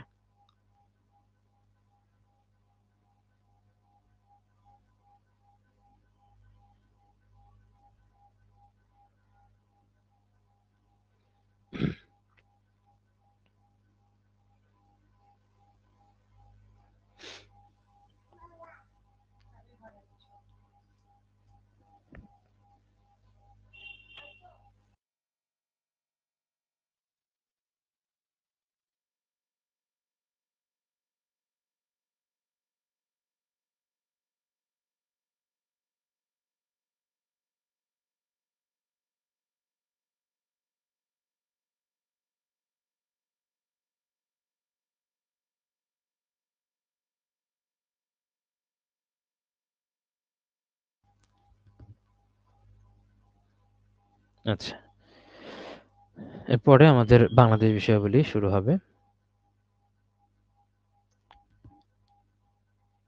বাংলাদেশ বিষয়াবলীর যে এই যে বাজেট থেকে কিছু জিনিস পড়তে হয়, এই জিনিসগুলো কিন্তু আমরা কিছু এর আগে আলোচনায় কিন্তু পেয়েছি। বাজেট থেকে যে জিনিসগুলো পড়তে হয়।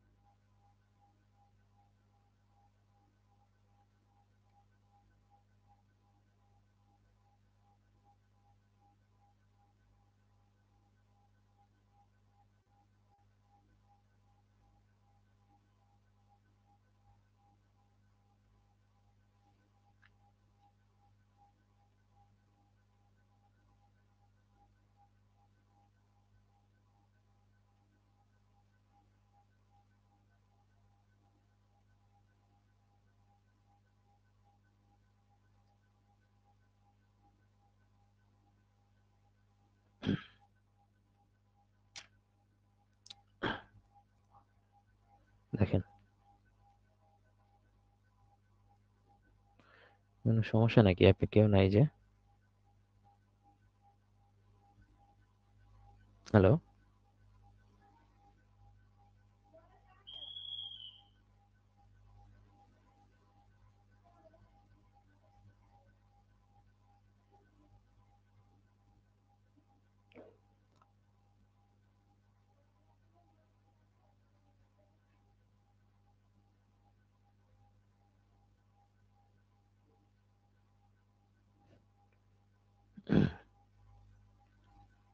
হ্যালো? হ্যালো?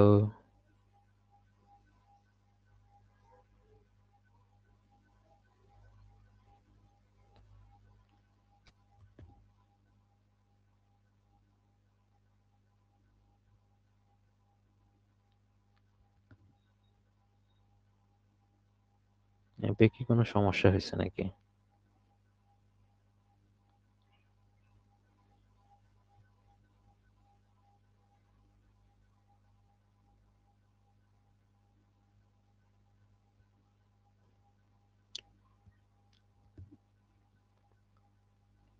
আচ্ছা, বাংলাদেশের 2018-19 অর্থবছরের প্রস্তাবিত বাজেটে বার্ষিক উন্নয়ন কর্মসূচির জন্য বরাদ্দ, এটা ওই সময়টাতে 18-19 ছিল। এখন তো আমাদের জানতে হবে 2023-24, এরপরে আপনারা যে বছর পড়বেন সেই বছরেরটা জেনে নেবেন। হ্যাঁ, তো এই বছরের বার্ষিক উন্নয়ন কর্মসূচি বা এডিবি বলা হয়।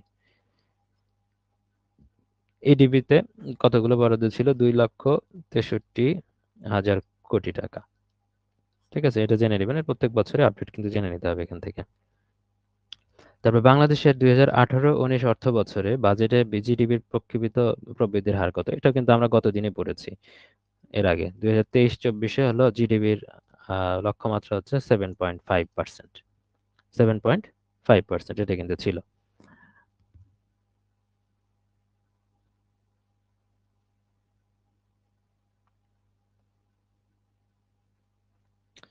তারপর বাংলাদেশের জিডিপিতে কৃষি খাতের অবদান কত শতাংশ? কৃষি খাতের অবদান আমরা গতদিনই পড়লাম যে 21-22-এ ছিল হলো 11.61, আর 22-23-এ ছিল হলো 11.20%। এটা যেহেতু ওই বছরের থেকে ছিল, সেটার কাছাকাছি অ্যান্সারটা সেটা ছিল। এখন সামনে আসলে হয়তো এই জায়গাগুলো থেকে আসবে, আর যখন আবার সামনে আপনারা পড়বেন এই জায়গাগুলো পড়ে ফেলবেন। ঠিক আছে, অর্থনৈতিক সমীক্ষা থেকে পড়ে ফেলবেন এগুলো। আর বেসিক তথ্যের আলোকে কি ছিল? প্রতাপাদিত্য কে ছিলেন? প্রতাপাদিত্য কে ছিলেন? প্রতাপাদিত্য ছিলেন হচ্ছে বাংলার 12 ভূঁইয়াদের একজন। 12 ভূঁইয়ারা মূলত ভাটি অঞ্চলের যে জমিদাররা ছিল তাদেরকে 12 ভূঁইয়া বলা হতো। এই 12 ভূঁইয়াদের অভ্যুত্থান বা উদ্ভব ঘটে কোথায়? এদের উদ্ভব হয় কিন্তু আকবরের সময়টাতে, সম্রাট আকবরের সময়। আকবরের সময়। আর এদের পতন ঘটে, 12 ভূঁইয়াদের পতন ঘটে কখন? পতন ঘটে হচ্ছে জাহাঙ্গীরের সময়। পতন ঘটে জাহাঙ্গীরের সময়। এবং সম্রাট জাহাঙ্গীরের সময় যেহেতু বাংলার সুবাহদার ছিল ইসলাম খান, ইসলাম খান মূলত এই কাজগুলো করেছিলেন। এখন যদি আসে 12 ভূঁইয়াদের যে ব্যক্তিবর্গ ছিল তাদের নাম যদি আমরা জানি, 12 ভূঁইয়াদের নেতা ছিল কে? নেতা ছিল ঈশা খান। ঈশা খান। আর অন্যান্য নেতা, অন্যান্য যারা ছিলেন, মুসা খান ছিলেন, তারপরে কেদার রায়, চাঁদ রায়, তারপর রাজা প্রতাপাদিত্য। হ্যাঁ, তো এখান থেকে এই রাজা প্রতাপাদিত্যের ব্যাপারটাই কিন্তু পরীক্ষাতে চলে আসছে। রাজা প্রতাপাদিত্য। ওকে, তারপরে আসি, পলাশির যুদ্ধ কবে সংঘটিত হয়েছিল? পলাশির যুদ্ধ,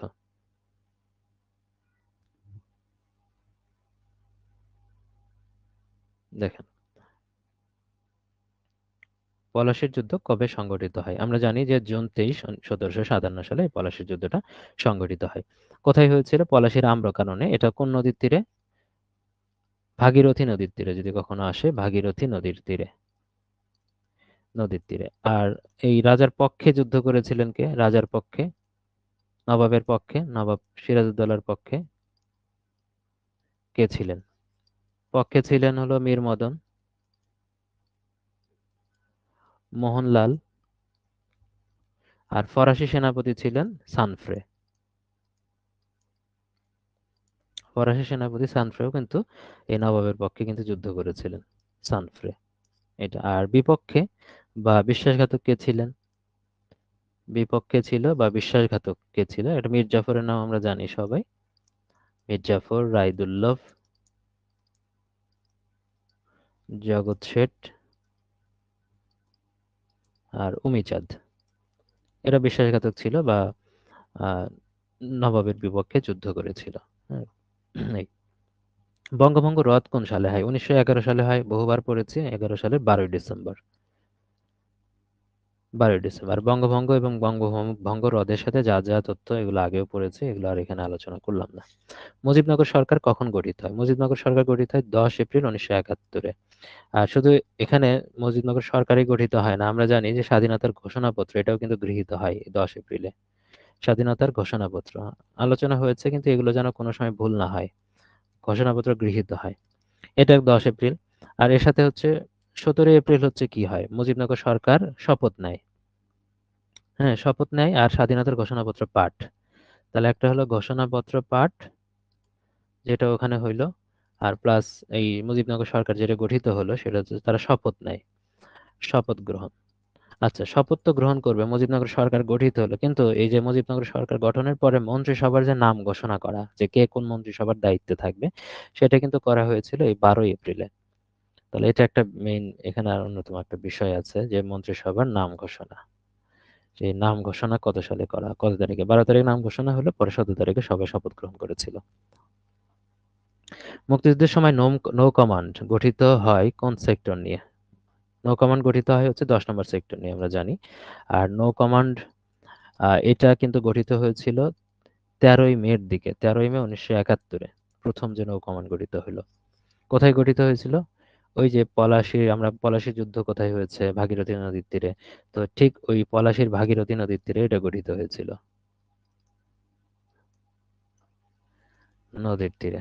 ঠিক আছে, এটা পড়লাম যেটা। আর এই নৌ কমান্ড মূলত প্রধান সেনাপতির আন্ডারে ছিল। আতাউল গনি ওসমানী, তাই না? প্রধান সেনাপতির অধীনে ছিল, অধীনস্থ ছিল এটা। আর তারা যেহেতু নৌবাহিনী, যারা 10 নম্বর সেক্টর নৌপথ, এটা থেকে কিন্তু চট্টগ্রাম কাছাকাছি ছিল। তাহলে চট্টগ্রাম যেহেতু কাছাকাছি ছিল, তারা যে ধরনের বার্তা বা নির্দেশনা পেত, তারা হচ্ছে 1 নম্বর সেক্টর থেকে, যেহেতু 1 নম্বর সেক্টর হলো চট্টগ্রাম ছিল। যদি আসে যে 10 নম্বর সেক্টর বা নৌ কমান্ড যারা ছিল, নৌবাহিনী মানে নৌ কমান্ড যারা ছিল, তারা কোথা থেকে নির্দেশনা পেত? 1 নম্বর সেক্টর থেকে নির্দেশনাটা পেত। কোন বিদেশি পত্রিকা বঙ্গবন্ধুকে রাজনীতির কবি উপাধি দিয়েছিলেন? সেটা হলো নিউজ উইকস, বহুবার আলোচনা হয়েছে। 5 এপ্রিল 1971 এটা করেছিল। নিউজ উইকসের যে মানে ইয়ে ছিল, সিভিল ওয়ার ইন পাকিস্তান, ওই একটা প্রতিবেদন ছিল। ওই প্রতিবেদনে লরেন্স জেঙ্কিন্স, তিনি রাজনীতির কবি বা পোয়েট অফ পলিটিক্স, এটা উপাধিটা দিয়েছিল। বাংলাদেশের সংবিধানে মোট কতটি তফসিল রয়েছে? মোট 7টা তফসিল রয়েছে। আমরা 7টা তফসিলের মধ্যে 4-5টা তফসিল অলরেডি পড়ে ফেলেছি।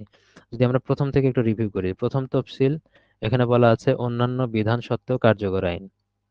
অন্যান্য বিধান সত্ত্বেও কার্যকর আইন, কার্যকর, এটা বলা আছে।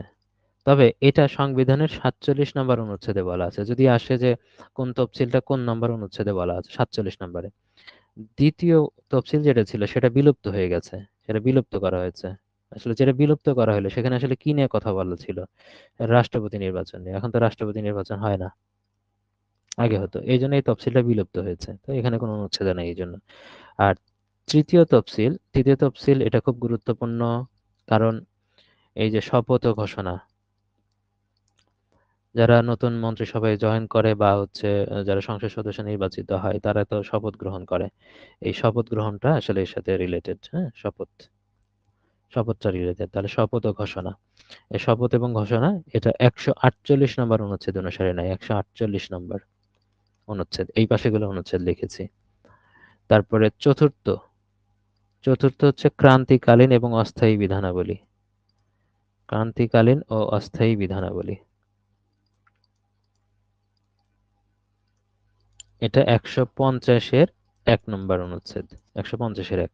আর দেখেন পঞ্চম, ষষ্ঠ, সপ্তম, এগুলো কিন্তু খুব ইম্পর্টেন্ট, এবং এগুলো থেকে বহুবার প্রশ্ন এসেছে বিসিএসে। কারণ পঞ্চমে হচ্ছে 7 মার্চের ভাষণ, 7 মার্চের ভাষণ এটাতে লিপিবদ্ধ করা হয়েছে। তারপরে ষষ্ঠতে স্বাধীনতার ঘোষণা, 26শে মার্চ যে স্বাধীনতার ঘোষণা দেওয়া হলো, স্বাধীনতার ঘোষণা আর লিপিবদ্ধ করা হয়েছে। আর সপ্তমে হচ্ছে ওই 10 এপ্রিলে গিয়ে স্বাধীনতার ঘোষণাপত্র,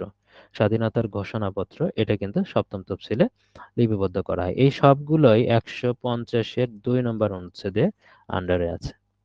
ইম্পর্টেন্ট, দেখেন ক্রান্তিকালীন অস্থায়ী বিধানাবলী 150-এর 1-এ, আর এখানে এই তিনটাই 150-এর 2 নম্বর অনুচ্ছেদে আছে। খুব ইম্পর্টেন্ট এইগুলা।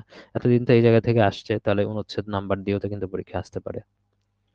নির্বাহী বিভাগ থেকে বিচার বিভাগ পৃথক করার বিষয়টি সংবিধানের কোন অনুচ্ছেদে উল্লেখ করা আছে? এটা আছে অনুচ্ছেদ 22-এ উল্লেখ করা আছে। আগেও আলোচনা হয়েছে এটা। তারপর প্রজাতন্ত্রের নির্বাহী ক্ষমতা কার কর্তৃত্বে প্রযুক্ত হয়? সেটা হলো প্রধানমন্ত্রীর কর্তৃত্বে প্রযুক্ত হয়। হ্যাঁ, প্রযুক্ত মানে এটা কার্যকর করা হয় প্রধানমন্ত্রীর যে কর্তৃত্ব যেটা আছে সেটাতে। তবে এই নির্বাহী ক্ষমতা এটা গৃহীত হয় রাষ্ট্রপতির নামে, গৃহীত হয়, সরি, গৃহীত হয়। এই কথাগুলো বলা আছে, এই যে আহ, এই মেসেজগুলো দেওয়া আছে 55 নম্বর অনুচ্ছেদে। 55 নম্বর অনুচ্ছেদ অনুসারে আসলে এখানে কিন্তু প্রধানমন্ত্রী এবং রাষ্ট্রপতির পাওয়ার সম্পর্কে বলা আছে, মানে প্রজাতন্ত্রের নির্বাহী ক্ষমতা কার নামে কর্তৃত্ব হবে, কার নামে হচ্ছে কার কর্তৃত্বে প্রযুক্ত হবে, আর কার কার নামে গৃহীত হবে, এটা কিন্তু বলা আছে 55 নম্বর অনুচ্ছেদে আরো একটা কথা বলা আছে, সেটা হলো যে মন্ত্রিসভা যে সংসদের কাছে দায়ী থাকে, সেটা ওখানে বলা আছে। মন্ত্রিসভা সংসদের নিকট দায়ী,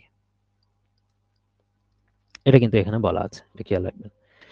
তারপর বাংলাদেশের প্রধানমন্ত্রী হবার ন্যূনতম বয়স কত? 25 বছর। এটা আমরা পড়েছি গতদিনই। রাষ্ট্রপতির এক্ষেত্রে 35 বছর, বাদ বাকি সব 25 বছর। বাংলাদেশের প্রধান বিচারপতি নিয়োগ দেন কে? রাষ্ট্রপতি দেন। রাষ্ট্রপতি প্রধান বিচারপতি নিয়োগ দেন হচ্ছে 95-এর 1 নম্বর অনুচ্ছেদ অনুসারে, আর প্রধানমন্ত্রী নিয়োগ দেন হচ্ছে 56-এর 3 নম্বর অনুচ্ছেদ অনুসারে। এই কাজগুলো, এই দুইটা কাজ শুধু রাষ্ট্রপতি মানে করে থাকে, প্রধান বিচারপতি, এই সরি প্রধান বিচারপতি দেয় হচ্ছে 95-এর 1 নম্বর অনুচ্ছেদ অনুসারে, আর এই রাষ্ট্রপতি প্রধানমন্ত্রীকে নিয়োগ দেন হচ্ছে 56-এর 3 নম্বর অনুচ্ছেদ অনুসারে। আর এই দুইটা বাদ দিয়ে বাদ বাকি সকল কাজে রাষ্ট্রপতি প্রধানমন্ত্রীর পরামর্শ গ্রহণ করে। বাংলাদেশের প্রধানমন্ত্রী শেখ হাসিনা শিশু মৃত্যু হার কমানোর জন্য যে পুরস্কার পেয়েছেন সেটা হচ্ছে এমডিজি অ্যাওয়ার্ড 2010 পেয়েছেন। আর এখানে প্ল্যানেট 50-50 চ্যাম্পিয়ন অ্যাওয়ার্ড পেয়েছিলেন তিনি নারী ক্ষমতায়নের জন্য, নারী ক্ষমতায়নে অবদানের জন্য। 2016 সালে এটা পেয়েছিলেন। এটা ইম্পর্টেন্ট একটা প্ল্যানেট 50-50 চ্যাম্পিয়ন অ্যাওয়ার্ড। স্বাধীনতা পদক প্রাপ্ত ব্যক্তিত্ব, এখানকার সব ব্যক্তিত্বই স্বাধীনতা পদক পেয়েছিলেন।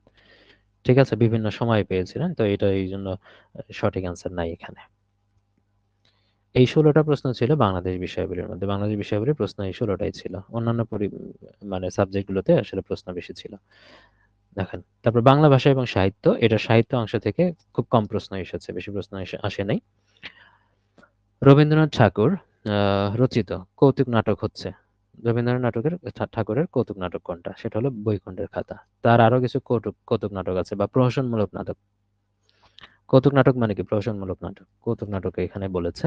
তার আরো কিছু কৌতুক নাটক আছে বইকন্দের খাতার সাথে লিখবেন গোড়াই গলদ, তারপর লিখবেন চিরকুমার সভা।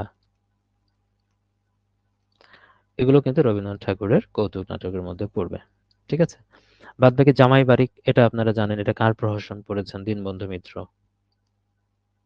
এগুলো নাটক সবই, হ্যাঁ, দীনবন্ধু মিত্র।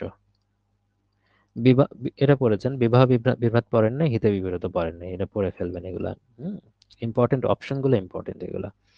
বিবাহ বিভ্রাট এটা হচ্ছে অমৃতলাল বসুর। সবগুলো কৌতুক নাটকের মধ্যেই পড়ে এগুলো। আর হিত বিপরীত, হিত বিপরীতটা আপনারা নাম পড়েছেন এর আগে, জ্যোতিরিন্দ্রনাথ ঠাকুর, ঠাকুর পরিবারেরই সদস্য। হিতে বিপরীত, এটা তার হচ্ছে কৌতুক নাটক ছিল। আর জ্যোতিরিন্দ্রনাথ ঠাকুরের একটা তথ্য কিন্তু আমরা অলরেডি পড়েছি, সেটা হলো কিঞ্চিৎ জলযোগ কিন্তু তার লেখা, এর আগে পড়েছি। কিঞ্চিৎ জলযোগ কার লেখা? এই জ্যোতিরিন্দ্রনাথ ঠাকুরের লেখা। কিঞ্চিৎ জলযোগ, এটা তার লেখা, এটা আমরা পড়েছি। তারপর আসেন, মীর মোশাররফ হোসেন রচিত গ্রন্থ কোনটি? গাজী মিয়ার বস্তানি, তার আত্মজৈবনিক উপন্যাস। আলালের ঘরদোলাল কাল, প্যারীচাঁদ মিত্র। প্রথম পেশার নকশা, কালীপ্রসন্ন সিংহ। কলিকাতা কমলালয়, এটা আমরা পড়ি নাই, এটা একটু পড়া দরকার। ঠিক আছে, এটার অ্যান্সার তো ঠিক আছে। এটা হচ্ছে ভবানীচরণ বন্দ্যোপাধ্যায়।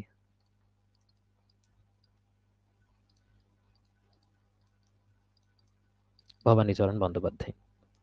বেদান্ত গ্রন্থ বেদান্ত সার কার লেখা? রাজা রামমোহন রায় নিয়ে মনে হয় যে তার গ্রন্থগুলো থেকে এবারই প্রথম প্রশ্ন এসেছে। বেদান্ত গ্রন্থ বেদান্ত সার, তার আরো কিছু লেখা আছে। প্রবর্তক ও নিবর্তকের সংবাদ, নিবর্তকের সংবাদ, এটা এটা কিন্তু সতীদাহ প্রথা নিয়ে লেখা তার। সতীদাহ প্রথা নিয়ে কিন্তু লেখা, প্রবর্তক এবং নিবর্তকের সংবাদ। তারপরে আরো কিছু লেখা আছে তার, যেমন পথ্য প্রদান আছে, ভট্টাচার্যের শহীদ বিচার,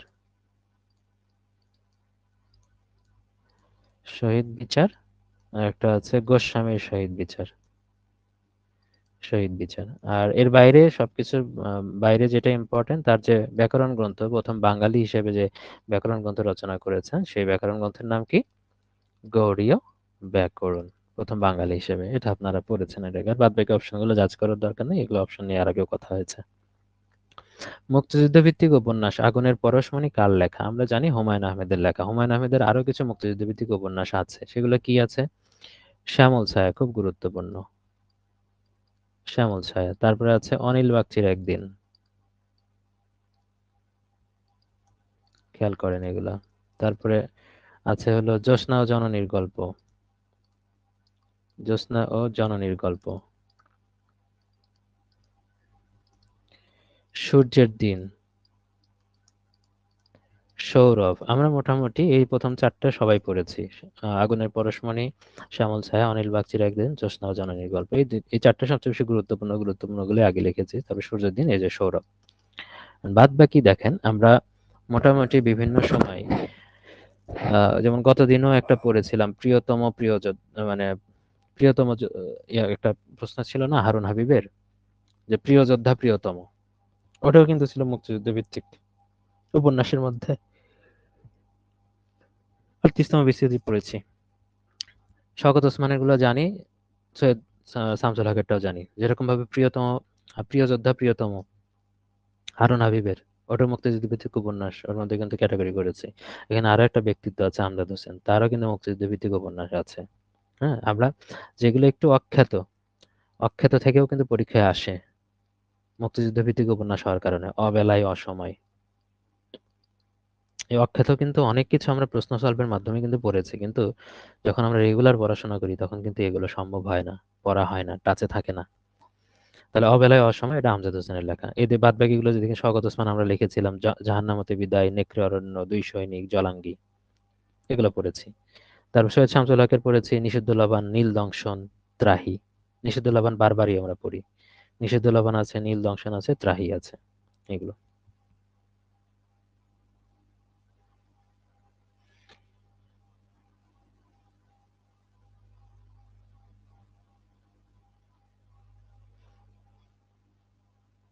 ওকে, তারপরে আসি জীবন থেকে নেওয়া চলচ্চিত্রের পরিচালক। জীবন থেকে নেওয়া এই চলচ্চিত্র হচ্ছে ভাষা আন্দোলন ভিত্তিক চলচ্চিত্র, তাই না? ভাষা আন্দোলন ভিত্তিক এই চলচ্চিত্রের পরিচালক হচ্ছে জহির রায়হান। জহির রায়হানের আরো কিছু চলচ্চিত্র আমরা পড়েছি। কখনো আসেনি, কখনো আসেনি, এটা তার হচ্ছে প্রথম ছিল। তারপরে সঙ্গম, এটা ছিল প্রথম রঙিন চলচ্চিত্র। তারপর আরো কি কি ছিল, কাচের দেয়াল, সোনার কাজল। আর ইংলিশের মধ্যে আমরা পড়েছিলাম স্টপ জেনোসাইড, তার যে প্রামাণ্যচিত্র ছিল। আর তারপর লেট দিয়ার বি লাইট, এগুলো আগে পড়েছি। লেট দিয়ার বি লাইট, হ্যাঁ, ইম্পর্টেন্ট এগুলো। স্টপ জেনোসাইড, এটা কিন্তু গণহত্যা নিয়ে তিনি লিখেছিলেন। যেহেতু জেনোসাইড বলা আছে, পাকিস্তানের যে গণহত্যাগুলো হচ্ছে সে গণহত্যা নিয়ে তিনি লিখেছিলেন। খনার বচনের মূল ভাব কি? খনার বচনের মূল ভাব হচ্ছে শুদ্ধ যাপন রীতি। হ্যাঁ, এটা হলো মূল ভাব। ঠিক আছে, এটা মূলত কৃষি, আবহাওয়া এবং রীতি নিয়ে লেখা, কৃষিভিত্তিক ছিল। আর কৃষির সাথে যেহেতু আবহাওয়া সম্পর্কিত, এগুলো রিলেটেড, এর সাথে কৃষি আবহাওয়া নিয়ে আসলে লেখালেখি হতো এখান থেকে। তারপর এই রচয়িতা, এটা এটা মোটামুটি হিন্দু সমাজে প্রচলিত ছিল।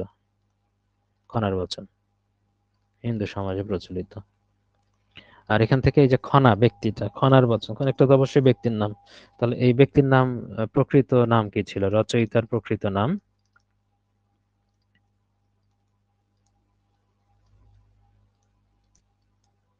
লীলাবতী। রচয়িতার প্রকৃত নাম ছিল লীলাবতী। এটা আর একটা আছে ডাকের বচন, আমরা জানি। সেই ডাকের বচনটা কিন্তু বৌদ্ধ সমাজে প্রচলিত ছিল। আর এটা মূলত জ্যোতিষ তত্ত্ব নিয়ে তারা মানে এগুলো আলোচনা হতো এখানে, জ্যোতিষ, ক্ষেত্রতত্ত্ব। এগুলো আমরা জানি যে জ্যোতিষ এবং ক্ষেত্রতত্ত্ব নিয়ে।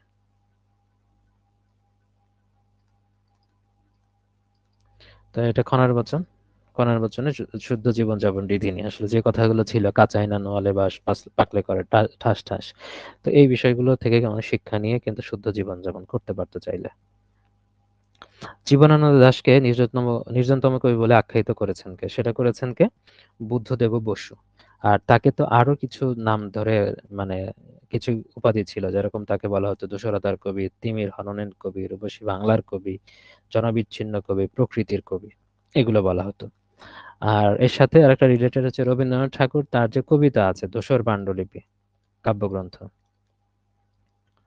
ধূসর পাণ্ডুলিপি পড়েছিলেন, এবং পড়ে তিনি বলেছিলেন যে তার কবিতাগুলোকে বলেছিলেন যে জীবনানন্দ দাশের যে কবিতা, এই কবিতাগুলোকে বলেছিলেন চিত্ররূপময় কবিতা।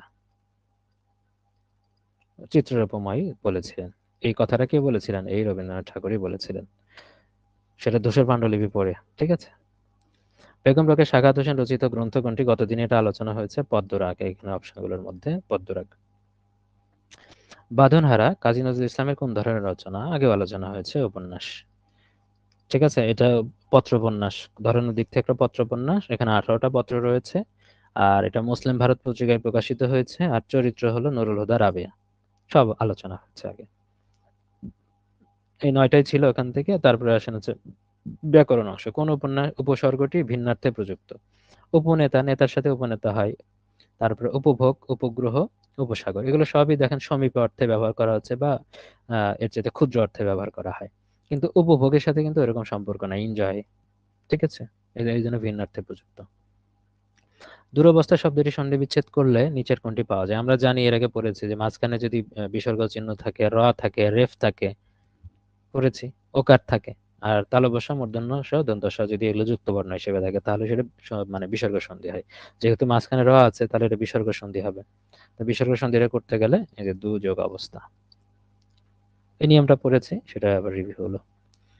নিচের কোনটি যৌগিক কালের উদাহরণ? যৌগিক কালের উদাহরণ খুব ভালোভাবে, যৌগিক মানে কি, যে আমরা জানি মৌলিক আর যৌগিক। মৌলিক মানে একটা থাকে, আর যৌগিক মানে দুইটা থাকে। তার মানে দুইটার বেশি, দুই বা তার বেশি থাকতে পারে, একাধিক ধাতু থাকে এর মধ্যে, একাধিক ধাতুর সমন্বয়ে সেটা তৈরি হয়, সমন্বয়।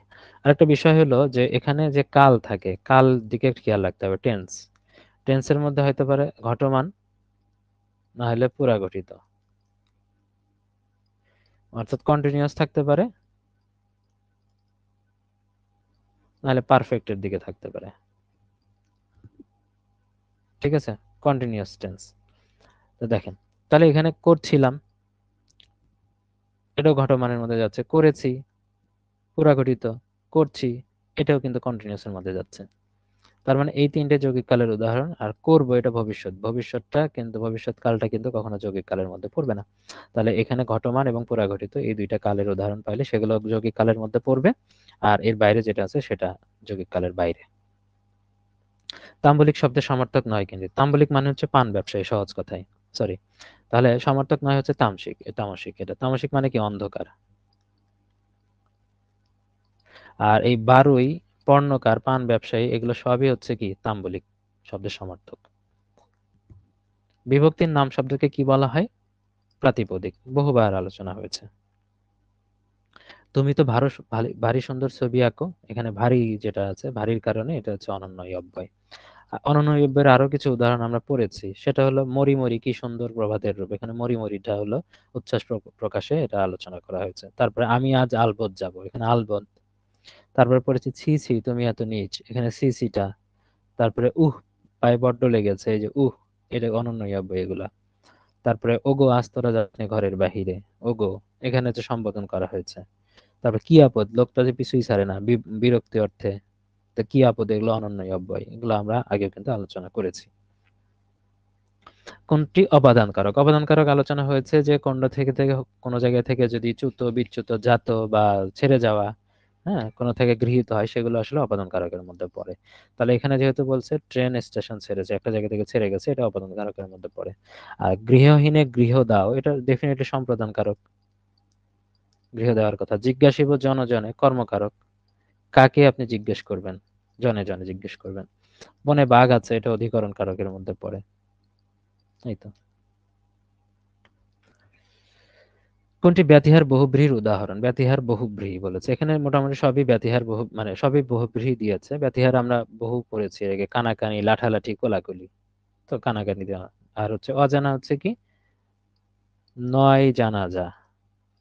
তাহলে এরকম অদেয় যখন থাকে তখন হচ্ছে ন, ন বহুব্রীহি হয়।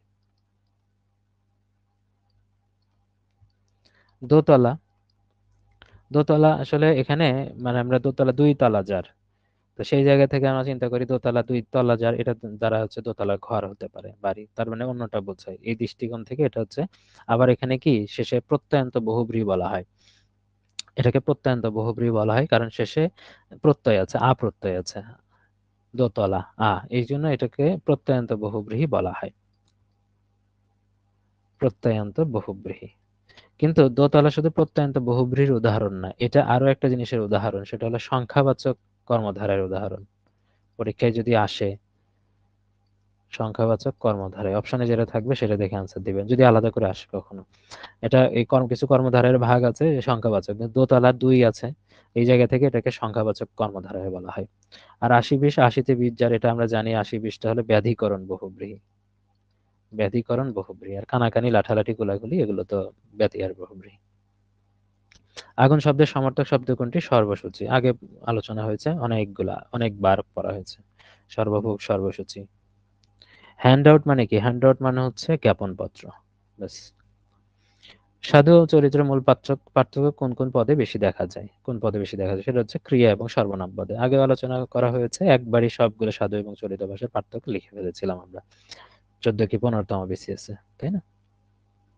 সরল শব্দের বিপরীতার্থক শব্দ নয় কোনটি? সরল, গরল, এটা মানে বিপরীত না, ঠিক আছে? অমৃতের সাথে গরল হয়, বিষ। তাহলে সরলের বিপরীতার্থক শব্দ হইতে পারে সেটা বাঁকা, হইতে পারে সেটা কুটিল, হইতে পারে সেটা জটিল, তার মানে এটা না। কোন শব্দটি উপসর্গ দিয়ে গঠিত হয়েছে? কোন শব্দটি উপসর্গ দিয়ে গঠিত হয়েছে? এটা দেখেন, আনন সিঙ্গেল ওয়ার্ড, আঘাটাও সিঙ্গেল, মানে আশারও মানে সিঙ্গেল, আয়নাও এটা সিঙ্গেল ওয়ার্ড। তো সুতরাং এটা দিয়ে এগুলো ভাঙানো যাচ্ছে না। আঘাটা, ঘাটার আগে যদি আযুক্ত করেন তাহলে আঘাটা হচ্ছে, তো এটা হলো উপসর্গ। তারপর ইংলিশ ল্যাঙ্গুয়েজ অ্যান্ড লিটারেচারের মধ্যে যাচ্ছি। A person who believes that laws and government are not necessary is known as. যে ভাবতেছে যে কোনো ধরনের আইন দরকার নাই, সরকারও দরকার নাই, সে আসলে নৈরাজ্যবাদী। আমরা নৈরাজ্য নিয়ে বেশি কথা বললাম, অ্যানার্কি, হ্যাঁ, অ্যানার্কিস্ট সেই জায়গা থেকে আসছে, ঠিক আছে? তার মানে ওই যে আমরা আজকেই পড়লাম নৈরাজ্য ব্যাপার নিয়ে আলোচনা হলো, এর আগেও নৈরাজ্য নিয়ে আলোচনা করেছি। তার মানে ল এবং গভর্নমেন্ট এরা কোনো কিছু বিশ্বাস করে না। আর মিলিটেন্ট মানে কি আমরা জানি, যারা সোলজার থাকে তারা সোলজার, এবং যে সোলজার গুলা DIER, যে সোলজার গুলো অ্যাগ্রেসিভ হয়, অ্যাগ্রেসিভ, তো সেগুলোকে মিলিটেন্ট বলতে পারে। আর টেরোরিস্ট তো আমরা জানি যারা হচ্ছে কিনা ওই ভয় টয় দেখায়, গান টান নিয়ে, weapon uses fear as a weapon of power, মানে মানুষকে ভয়ভীতি দেখানোর মাধ্যমে মূলত তাদের কার্যক্রম সম্পাদন করে থাকে, তাদেরকে টেরোরিস্ট বলা হচ্ছে। আর এক্সট্রিমিস্ট বলা হচ্ছে কাকে? যারা চরমপন্থী, ঠিক আছে, যারা কিনা এই যে রিলিজিয়াস অ্যান্ড পলিটিক্যাল ভিউ, ধর্মীয় বা হচ্ছে রাজনৈতিক যে মতাদর্শগুলো আছে এইগুলা খুব এক্সট্রিম লেভেলে ধারণ করে, তাদেরকে চরমপন্থী বলা হয়। তো সে হচ্ছে এক্সট্রিমিস্ট। হ্যাঁ, এগুলো কিন্তু ইংলিশে হিসেবে আসতে পারে, সেটা খেয়াল রাখবেন। We went to dash, he went two hospital because he has dash heart attack. কোনো জায়গায় যদি যে উদ্দেশ্যে যাওয়ার কথা, মুখ্য উদ্দেশ্যে যদি কেউ যায়, যেমন হসপিটালে আমরা ট্রিট হওয়ার জন্যই যাব, যদি মুখ্য উদ্দেশ্যতে যাই সেখানে কোনো আর্টিকেল হয় না, আর্টিকেল হয় না। যেমন হি ওয়েন্ট টু হসপিটাল সরাসরি হবে, তাহলে নো আর্টিকেল প্রথমে আছে, আর he had a heart attack, জানবে হার্ট অ্যাটাকের সাথে তো কখনো ইয়ান হবে না, তো ডেফিনেটলি এটা। যদি মুখ্য উদ্দেশ্য ছাড়া যদি গৌণ উদ্দেশ্যে যায়, he went to the hospital, কি জন্য? টু সি হিজ সিস্টার, বা হচ্ছে হিজ রিলেটিভ, ঠিক আছে, তার রিলেটিভকে দেখতে গেছে। তার রিলেটিভকে দেখতে গেছে, রিলেটিভ যেখানে তার মানে সে কিন্তু মানে ওই মূল উদ্দেশ্য হচ্ছে তার চিকিৎসা নেওয়ার জন্য কিন্তু হসপিটালে যায়নি। আবার যদি he went to the school to return his sister, ঠিক আছে, তার মানে মানুষ স্কুলে যায় পড়াশোনা করতে, তাহলে তখন ওইটার ক্ষেত্রে দিয়ে হতো না। আর যদি কাউকে আনতে যান স্কুলে গিয়ে, তাহলে তখন দিয়ে হবে। দা ওয়ার্ড ফ্লোরিড ইন্ডিকেটস, ফ্লোরিড মানে হচ্ছে এখানে পুষ্পল, ফ্লোরিডকে বলা হচ্ছে কি পুষ্পল। পুষ্পল মানে যেটা ফ্লাওয়ার দিয়ে আসলে সাজা থাকে, বর্ণাঢ্য আয়োজন, সেটাকে বলা হচ্ছে। Had I known you are waiting outside, third conditional থেকে আসছে, দেখেন এটা third conditional, had I known দিয়ে আসছে এখানে, ইফ দিয়ে না থেকে না হ্যাড আই নোন দিয়ে করছে। You are waiting outside, I would have invited you to come in, এই যে would have invited, third conditional যে নিয়মটা সেটাই। A soporific speech is likely to, এটা হচ্ছে ঝিমানি, ঝিমঝিমানি বক্তব্য, যেটা নিদ্রাকর, যার বক্তব্য শুনলেই আপনার কি ঘুম চলে আসবে, তাহলে পুট অন টু স্লিপ, এটাকে বলা হচ্ছে। Select the word with right spelling, হ্যাঁ, সিজোফ্রেনিয়া, SCHIZPHRE, এর একটা মেন্টাল কন্ডিশন, হ্যাঁ, মেন্টাল কন্ডিশনের অবস্থা, যেটা মানুষের কোনো ব্যক্তিত্ব বা পার্সোনালিটি ডিসঅর্ডার হয়ে যায়। Love for whole world is called, সেটাকে বলা হয় মানবহিতৈষী বা ফিলান্থ্রপি বলা হয়, মানবহিতৈষী। আর মিজোগাইনি মানে এটা হলো স্ত্রী বিদ্বেষ, হ্যাঁ, আগেও পড়েছেন এটা। বেনিভলেন্স এটা দানশীলতা বা বদান্যতা। জেনারোসিটি পড়েছেন, তার যে সিনোনিম পড়িয়েছিলাম তার মধ্যে বেনিভলেন্সটা ছিল। আর মিজানথ্রপি হচ্ছে সেটা হলো মানব বিদ্বেষ, মিজানথ্রপি এটা মানব বিদ্বেষের মধ্যে পড়ে। When we want to mean a government by a richest class, we use the term richest class বলতে ধনী সম্প্রদায় দ্বারা যারা, মানে ধনিকতন্ত্র বলা হচ্ছে, সেটাকে বলা হয় প্লুটোক্রেসি। আর অলিগার্সি মানে এর মানে হচ্ছে যেখানে স্মল একটা অ্যামাউন্টের মানুষ, হ্যাঁ, খুব কম মানুষ যখন একটা দেশের কন্ট্রোল নিয়ে থাকে। Small group of people having control of a country. আর ক্রিপ্টোক্রেসি মানে কি, যেখানে দেখা যায় ক্রিপ্টো মানে হচ্ছে গোপন, গুপ্ত, যেখানে রিয়েল লিডারকে, রিয়েল লিডারটা হিডেন থাকে, লিডার্স আর হিডেন, যে এর পিছনে রিয়েল লিডারকে সেটা যখন প্রকাশ পায় না তখন সেটা ক্রিপ্টোক্রেসি বলা হয়। আর অ্যারিস্টোক্রেসি মানে কি, অভিজাত সম্প্রদায় যারা শাসন করে, নোবেল পার্সন দ্বারা যেখানে শাসন হয় সেটাকে বলা হয় aristocracy. Hospital dash the sick, hospital অবশ্যই, হসপিটাল এখানে পার্সনিফিকেশন করা হয়েছে। হসপিটালে গেলে অসুস্থরা কি হয়, সুস্থ হয়ে আসে, অবশ্যই এখানে treat, treat the sick. The dash of the authority falls on deaf ear, হ্যাঁ দেখেন এখানে the warning of the authority falls on deaf ear, দেখেন দ্য ওয়ার্নিং অফ বলা আছে, দা দেওয়া আছে, আর এখানে ভার্বের সাথে ওয়ার্নের সাথে আইএনজি যুক্ত হয়ে আছে। এরপরে যখন অফ থাকে, দি থাকে এবং প্রিপজিশন থাকে, দি এবং অফের মাঝখানে আমরা জানি নাউন ব্যবহৃত হয়, সেই নাউন মানে কি ফর্মে থাকে, ভার্বের সাথে আইএনজি ফর্মে থাকে। আর এইটাকে তখন বলা হয় ভার্বাল নাউন, ভার্ব দিয়ে যেহেতু হয়েছে এটাকে বলা হয় তখন ভার্বাল নাউন। ভার্বাল নাউনের স্ট্রাকচার প্রথমে দিয়ে থাকবে, মাঝখানে ভার্ব প্লাস আইএনজি জিরান্ডের মতো হবে, পরে অফ থাকবে, এটাকে বলা হয় ভার্বাল নাউন। তাহলে ওয়ার্নিং কাজ করেছে কি হিসেবে, ভার্বাল নাউন হিসেবে, যেহেতু এখানে ভার্বাল নাউন বলা নাই, শুধু নাউন বলা আছে, আমাকে নাউন নিতে হবে। দা ওয়ার্ড কুলিনারি, কুলিনারি হচ্ছে রান্না বান্না সম্পর্কিত এর মিনিং, তার মানে এটা কুকিং এর সাথে রিলেট করে। ডু ইউ নো দেম, এটার প্যাসিভ ফর্মে যেতে বলছে, দেম মানে দের কথা এখন যাবে, দের থেকে আমাদের, তার মানে আর দে নোন টু ইউ, আর they known to you.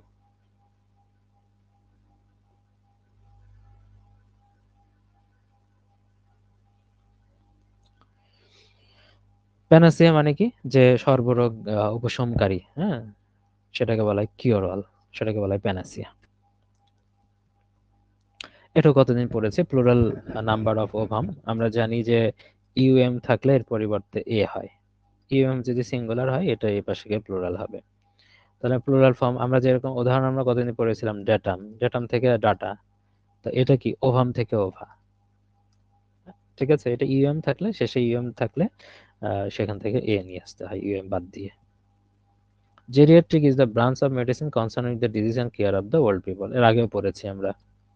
Geriatric মানে যারা হচ্ছে বয়স্ক লোক নিয়ে আসলে যে বিভাগটা মানে কাজ করে, সেটা জেরিয়াট্রিক বলা হচ্ছে। There was a small reception following the wedding, মানে স্মল মানে বিয়ের পর, এখানে ফলোইং মানে কি, বিয়ের পরের কথা বলা হচ্ছে, পরের ইভেন্ট, হ্যাঁ, বিয়ের পরে স্মল একটা রিসিপশন হবে সেটার কথা বলা হচ্ছে। কিছু কিছু ওয়ার্ড আছে পার্টিসিপল, সেগুলোকে বলা হয় পার্টিসিপল, পার্টিসিপল, পার্টিসিপল প্রিপজিশন বলা হয় এগুলোকে, যেগুলোর সাথে ভার্ব প্লাস আইএনজি, মানে ভার্ব থাকে, ভার্বের সাথে যদি আইএনজি যুক্ত হয় বা আইএনজি ছাড়াও ইএন যুক্ত হতে পারে, তারপর ইডি যুক্ত হতে পারে। এখানে যেহেতু আইএনজি নিয়ে দেওয়া আছে, আইএনজি গুলো নিয়ে লিখি, যেরকম ফলোইং তো আছে, এটা লিখলাম না। যদি এক্সক্লুডিং থাকে কোনো সেন্টেন্সের মাঝে, ইনক্লুডিং যদি থাকে, এগুলো প্রিপজিশন হিসেবে ব্যবহার করা হয়, এক্সক্লুডিং, ইনক্লুডিং, তারপর কনসিডারিং, রিগার্ডিং, এগুলো কিন্তু দেখা যায় রিগার্ডিং ব্যবহার করা থাকে, এক্সক্লুডিং, ইনক্লুডিং, এগুলো কিন্তু প্রিপজিশন হিসেবে ব্যবহৃত হয়। তার মানে এগুলো এখানে ফলোইং দেওয়া আছে, ফলোইংটাও preposition. Which of the following words has been formed with a prefix, prefix মানে সামনে যেটা যুক্ত হয়েছে। অথেন্টিক একটা রিয়েল ওয়ার্ড, এটার সাথে কিছু যুক্ত হয় না। অ্যামনেশিয়া, অথেন্টিক মানে তো খাঁটি, আর অ্যামনেশিয়া মানে স্মৃতি বিলোপ, এটা একটা মেইন ওয়ার্ড। তারপরে অ্যাসপারসন, অ্যাসপারসন মানে হচ্ছে কটাক্ষপাত, হ্যাঁ, কটাক্ষপাত করা, এটা। তার মানে এটা একটা রিয়েল ওয়ার্ড। এখানে খেয়াল করেন মোরাল, মোরালটা রিয়েল ওয়ার্ড, এর আগে এ যুক্ত হয়েছে অ্যামোরাল। মোরাল মানে নৈতিক, অ্যামোরাল মানে অনৈতিক। লেফটেন্যান্ট জেনারেলের ইংরেজি সঠিক বানান কোনটি? লাই ইউটেন্যান্ট, এইভাবে আমরা উচ্চারণ করি। তার মানে লাই ইউটেন্যান্ট, মিথ্যা তুমি 10 পিঁপড়া, এইভাবে আমরা পড়েছি ছোটবেলায়, তাই। Lieutenant. Cricket is a kind of play, it is also kind of insect. Cricket মানে ঝিঝি পোকা যেগুলো আছে, সেই ঝিঝি পোকার ইংরেজি হচ্ছে মানে ক্রিকেট, এই জন্য এক ধরনের ইনসেক্ট এগুলোকে বলা হচ্ছে। তো এইগুলো ছিল হচ্ছে মানে গ্রামার পার্ট থেকে বেশি ছিল, লিটারেচার পার্ট থেকে মাত্র 2টা প্রশ্ন ছিল। দ্য ক্রিসমাস ক্যারল, এটা কার লেখা? চার্লস ডিকেন্সের লেখা। কি লেখা? একটা শর্ট নোভেল। নোবেলের মধ্যে আমরা চার্লস ডিকেন্সের অনেক লেখালেখি পড়েছি, 8টা পড়ে ফেলেছি, ঠিক আছে। এই 2টা মনে হয় আমরা লিখিনি এর আগে, এই 2টা হলে তার 10টা গুরুত্বপূর্ণ হয়েই যায়। দ্য মিউচুয়াল ফ্রেন্ড একটা, the mystery of Edwin Drood, এটা তার অসমাপ্ত, অসমাপ্ত উপন্যাস এটা। তাহলে ক্রিসমাস ক্যারলের সাথে আমরা আবার মিউচুয়াল ফ্রেন্ড পড়লাম, আর the mystery of Edwin Drood এটা পড়লাম। হ্যাঁ, এর আগে আমরা পড়েছি দ্য পিকউইক পেপারস। নামগুলো আমি বলি, আপনারা শোনেন। দ্য পিকউইক পেপার প্রথম, David Copperfield, Great Great Expectations, a Tale of Two Cities পড়েছেন, এগুলো খুব মনে থাকবে এই কয়টা পর্যন্ত। তারপরে ছিল হচ্ছে কি the Old Curiosity Shop, Oliver Twist, Hard Times, Bleak House, এগুলো কিন্তু আপনারা পড়েছেন। To be or not to be, that is the question, soliloquy from Hamlet, বহুবার এটা আলোচনা হয়েছে। আর এখানে হ্যামলেটের একটা কিছু ক্যারেক্টার গুলো যদি আমরা একটু জানি, হ্যামলেটের যে ক্যারেক্টারের মধ্যে আছে, হ্যামলেট নিজে, প্রিন্স হ্যামলেট, তার বাবা ছিল হচ্ছে কি ডেনমার্কের, মানে এইচডি, ডেনমার্কের রাজা ছিল। হ্যাঁ, এইচডি, এইচডি মানে কি হ্যামলেট, আর ডি তে হলো ডেনমার্ক, এটা মনে থাকবে এইচডি। তারপরে তার নায়িকা কে ছিল? প্রিন্স হ্যামলেটের নায়িকা ছিল বা হচ্ছে ফিয়ান্সে ছিল হচ্ছে ওফেলিয়া। আর ভিলেন কে ছিল? এটা তাহলে করতে পারেন, নায়ক, এটা নায়িকা। তারপরে ক্লডিয়াস, CLAUDIUS, ক্লডিয়াস ছিল তার আঙ্কেল, হ্যামলেটের আঙ্কেল ছিল, যেটা কিনা হ্যামলেটের বাবা মানে রাজা কিং হ্যামলেটকে মেরে ফেলেছিল। ক্লডিয়াস, সেটা তার মানে যে ভিলেন। আর একটা চরিত্র ইম্পর্টেন্ট, সেটা হচ্ছে গার্ট্রুড। এর বাইরে আছে হোরাসিও আছে। গার্ট্রুড হচ্ছে এই নায়কের মা, হ্যামলেটের মা, এটা খেয়াল রাখবেন। তারপর আসেন গাণিতিক যুক্তির অংশটুকু। গাণিতিক যুক্তির এখানে বলেছে যে 125 ইন্টু √5 পাওয়ার হলো 2x সমান 1 হলে x এর মানটা কত। তাহলে এখানে কি করব, আমরা করতে পারি এই 125টাকে 1 এর নিচে নিয়ে আসতে পারি। √5 এর পাওয়ার হলো 2x আর 1 ডিভাইডেড বাই 125, এটাকে এই ভাষায় নিয়ে আসা যায়। কিন্তু খেয়াল করেন যে 1 ডিভাইডেড বাই 5 এর উপরে যদি কিউব করি তাহলে 125 পাই। যেহেতু এখানে √5 আছে, আমাদের টার্গেট হলো √5 এর দিকে যাওয়া। তা 1 √5 যদি হয় তাহলে এরপর আমরা 6 দিলেই পারি। এর আগে আমরা বলেছি না, ওই যে লগের ক্ষেত্রে যখন পড়েছিলাম, যে নর্মাল থেকে যখন রুটের দিকে যায় তখন এখানে ডাবল করে দিলেই হয়। এখন এটাকে উপরে তোলেন, 5 এর পাওয়ার হলো -6। এবার দেখেন বেস বেস সমান হয়ে গেছে। তাহলে বেস বেস সমান হয়ে গেলে এবার পাওয়ার গুলো লিখতে পারি, 2x সমান -6, তার মানে x সমান -3, এটি অ্যান্সার, -3। ব্যাস, এটা খুব সহজ একটা ম্যাথ। NC12 আর NC6 হলে n এর মানটা কত? এই যে নিচে যে সংখ্যা আছে দুইটা, এই দুইটা যোগ করে দিবেন, 12 আর 6 যোগ করলে হয় 18। বার্ষিক শতকরা 10% হারে 1,000 টাকার 2 বছর পর সরল এবং চক্রবৃদ্ধি মুনাফার পার্থক্য কত? দুইটা আলাদা করে নিবেন। সরলটা আগে বের করে নেন, সরল সুদ। সরল সুদ বের করার সিস্টেমটা কি আমরা জানি, যে উপরে সব গুণন করে নিচে 100 দ্বারা ভাগ। তো সব গুণন করা মানে কি 10, 1000, 2 ডিভাইডেড বাই 100 দ্বারা ভাগ। এটা দিয়ে কাটেন, এটা দিয়ে কাটেন, 10 10 100 আর 2 দিয়ে হচ্ছে 200, তাহলে সরল সুদের মান হলো 200। আর চক্রবৃদ্ধি কি? চক্রবৃদ্ধি সূত্রের মধ্যে যাওয়ার দরকার নেই। হ্যাঁ, চক্রবৃদ্ধি সূত্রের মধ্যে যাওয়ার দরকার নেই, আমি এক বছর এক বছর করে বের করবো তাইলেই হবে। তাহলে এক বছরটা আগে বের করে নিই, 10 গুণন 1000 গুণন 1 ডিভাইডেড বাই 100, তাহলে 1 বছরে এটা কত বেরোলো? 100 টাকা। এই 100 টাকা কি? এই 100 টাকা সুদ পরের বছরে গিয়ে আসলের সাথে যোগ হবে, তাই না? পরের বছরটা যদি এবার বের করি, তাহলে পরের বছরেরটা কি হচ্ছে? 10 গুণন এই আসল হচ্ছে 1000, 1000-এর সাথে 100 যোগ হবে, তার মানে 1100 গুণন পরের বছরের 1। এটা কাটেন, এটা কাটেন, এটা করলে হচ্ছে 110। তার মানে এই দুইটা যোগ করলে হচ্ছে 210। তার মানে চক্রবৃদ্ধি সুদে পাচ্ছে 210 টাকা, আর নর্মাল সুদে পাচ্ছে 200 টাকা। তার মানে দুইটার পার্থক্য কত? 10 টাকা। এটাই আছে। দুইটি সংখ্যার অনুপাত 7:5, তাদের লসাগু 140 হলে সংখ্যা দুইটির গসাগু কত? গতদিন আমরা গসাগুটা বের করেছিলাম, সেখানে লসাগু বলেছিলাম যে লসাগু কিভাবে বের করতে হয়, সেটা থেকে আসছে লসাগু থেকে এখন গসাগু। তো অনুপাত দেওয়া আছে, তাহলে 7x আর 5x, এই দুইটাকে লসাগু করলে হয় হচ্ছে 5 7 35 আর x 140। তার মানে x এর মান হচ্ছে এখানে 35 কে ডাবল গেলে 70 হয়, যেহেতু 70 ডাবল 140, তাহলে x এর মান হলো 4। আর যেহেতু দুইটার মধ্যে কমন যায় হচ্ছে x, আর কমন যাওয়া মানে সেটাই গসাগু, তাহলে গসাগু হচ্ছে এখানে 4। গতদিনে আমরা এটা দেখেছিলাম। 2x² প্লাস 5x প্লাস 3, এটার সমাধানটা কত? এই টাইপের ম্যাথটা আমরা করেছিলাম এর আগে। তাহলে এটা আমরা যদি এভাবে করে ফেলি, 2x² plus 2x plus 3x plus 3 less than 0, এখানে দেওয়া না দেওয়া সমান, পরে একবারে দিলেই হচ্ছে। 2x কমন যাচ্ছে, x প্লাস 1, এখানে 3 কমন যাচ্ছে, x প্লাস 1। তাহলে এখানে x প্লাস 1 হচ্ছে, আর হচ্ছে 2x প্লাস 3। তাহলে এখানে নর্মাল মানগুলো কি? x সমান মাইনাস হচ্ছে 1, আর x এর মান হচ্ছে -3/2। এই রেঞ্জের মধ্যে কোনটা আছে সেটা দেখেন, -1 থেকে ছোট, আর হচ্ছে 3/2 থেকে বড়। এটাই।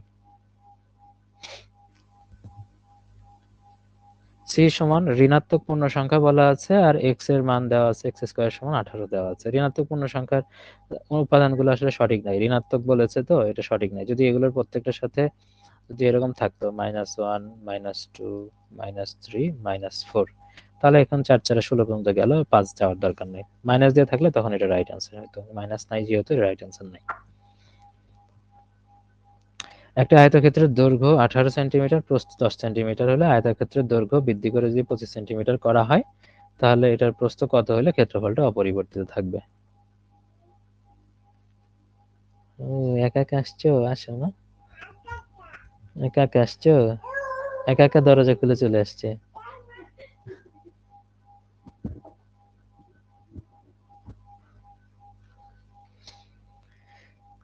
তাহলে ক্ষেত্রফল হচ্ছে দৈর্ঘ্য গুণন প্রস্থ, আমরা জানি। আর পরবর্তী যে একটা দৈর্ঘ্য বলা আছে 25 সেন্টিমিটার, তার প্রস্থ চেয়েছে। আমরা ক্ষেত্রফল মানে দৈর্ঘ্য গুণন প্রস্থ, তাহলে 18 গুণন 20, আর পরেরটা দিয়ে যদি আমরা ভাগ করে দিই, তাহলে একটা প্রস্থ পেয়ে যাচ্ছে।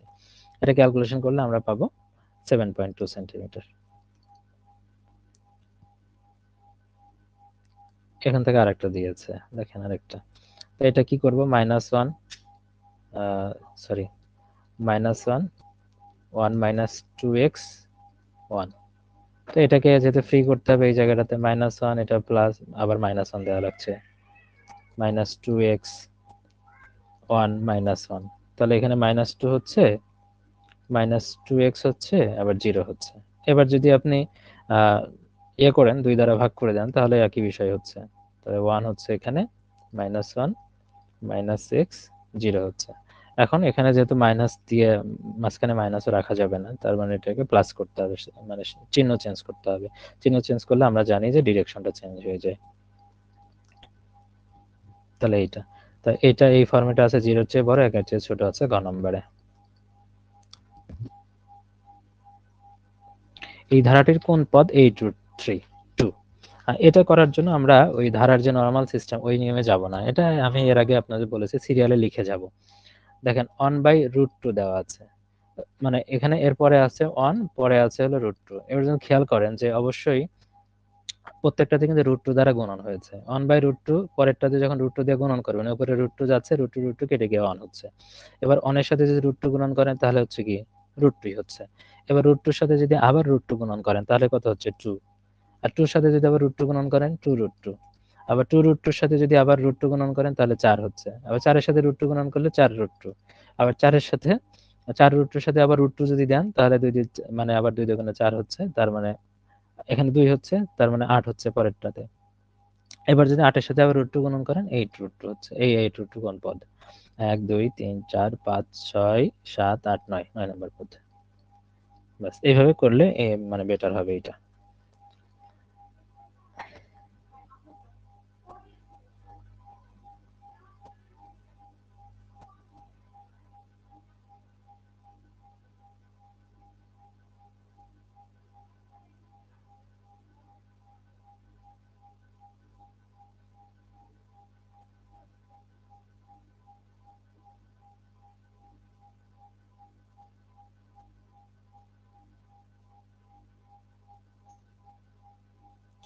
পরপাশে একটি দ্রব্য 180 টাকায় বিক্রি করে 10% ক্ষতি হলো, দ্রব্যটির ক্রয় মূল্য কত?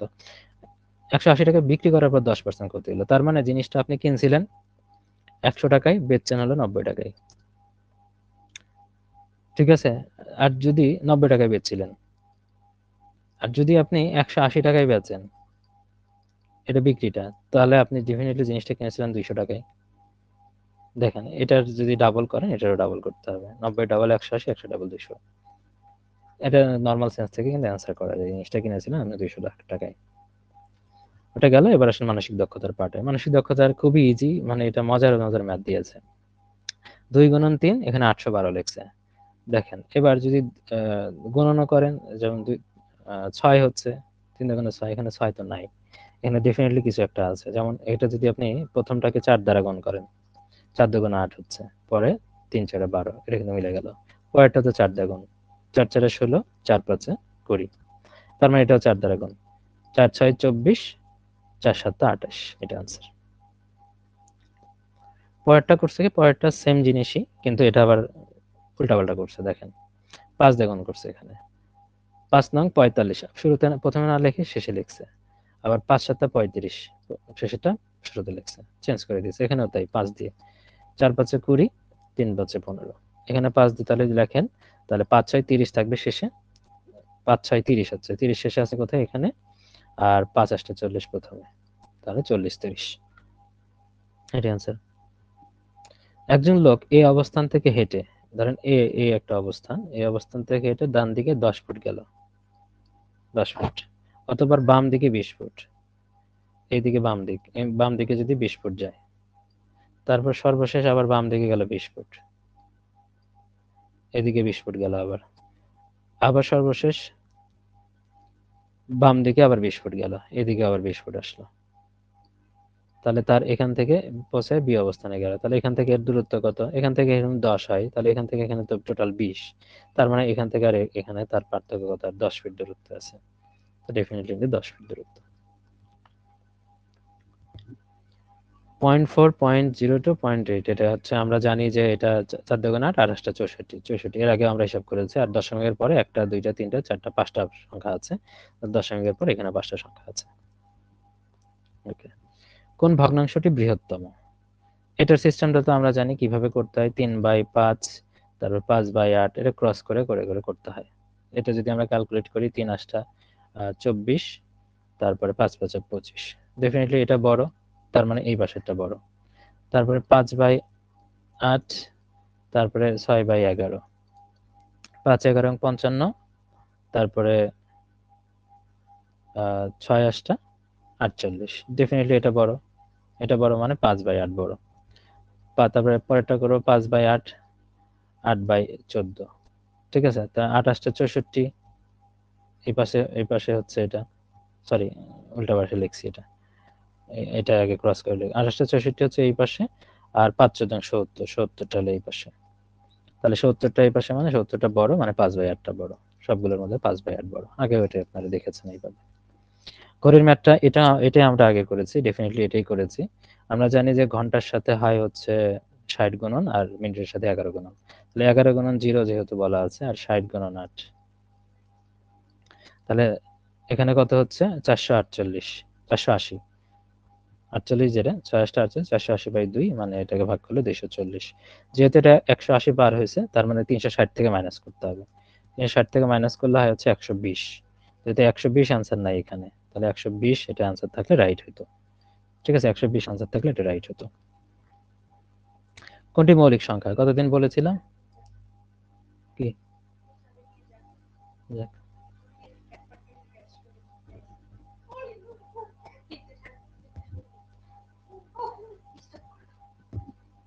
দেখেন কোনটি মৌলিক সংখ্যা? বাবা।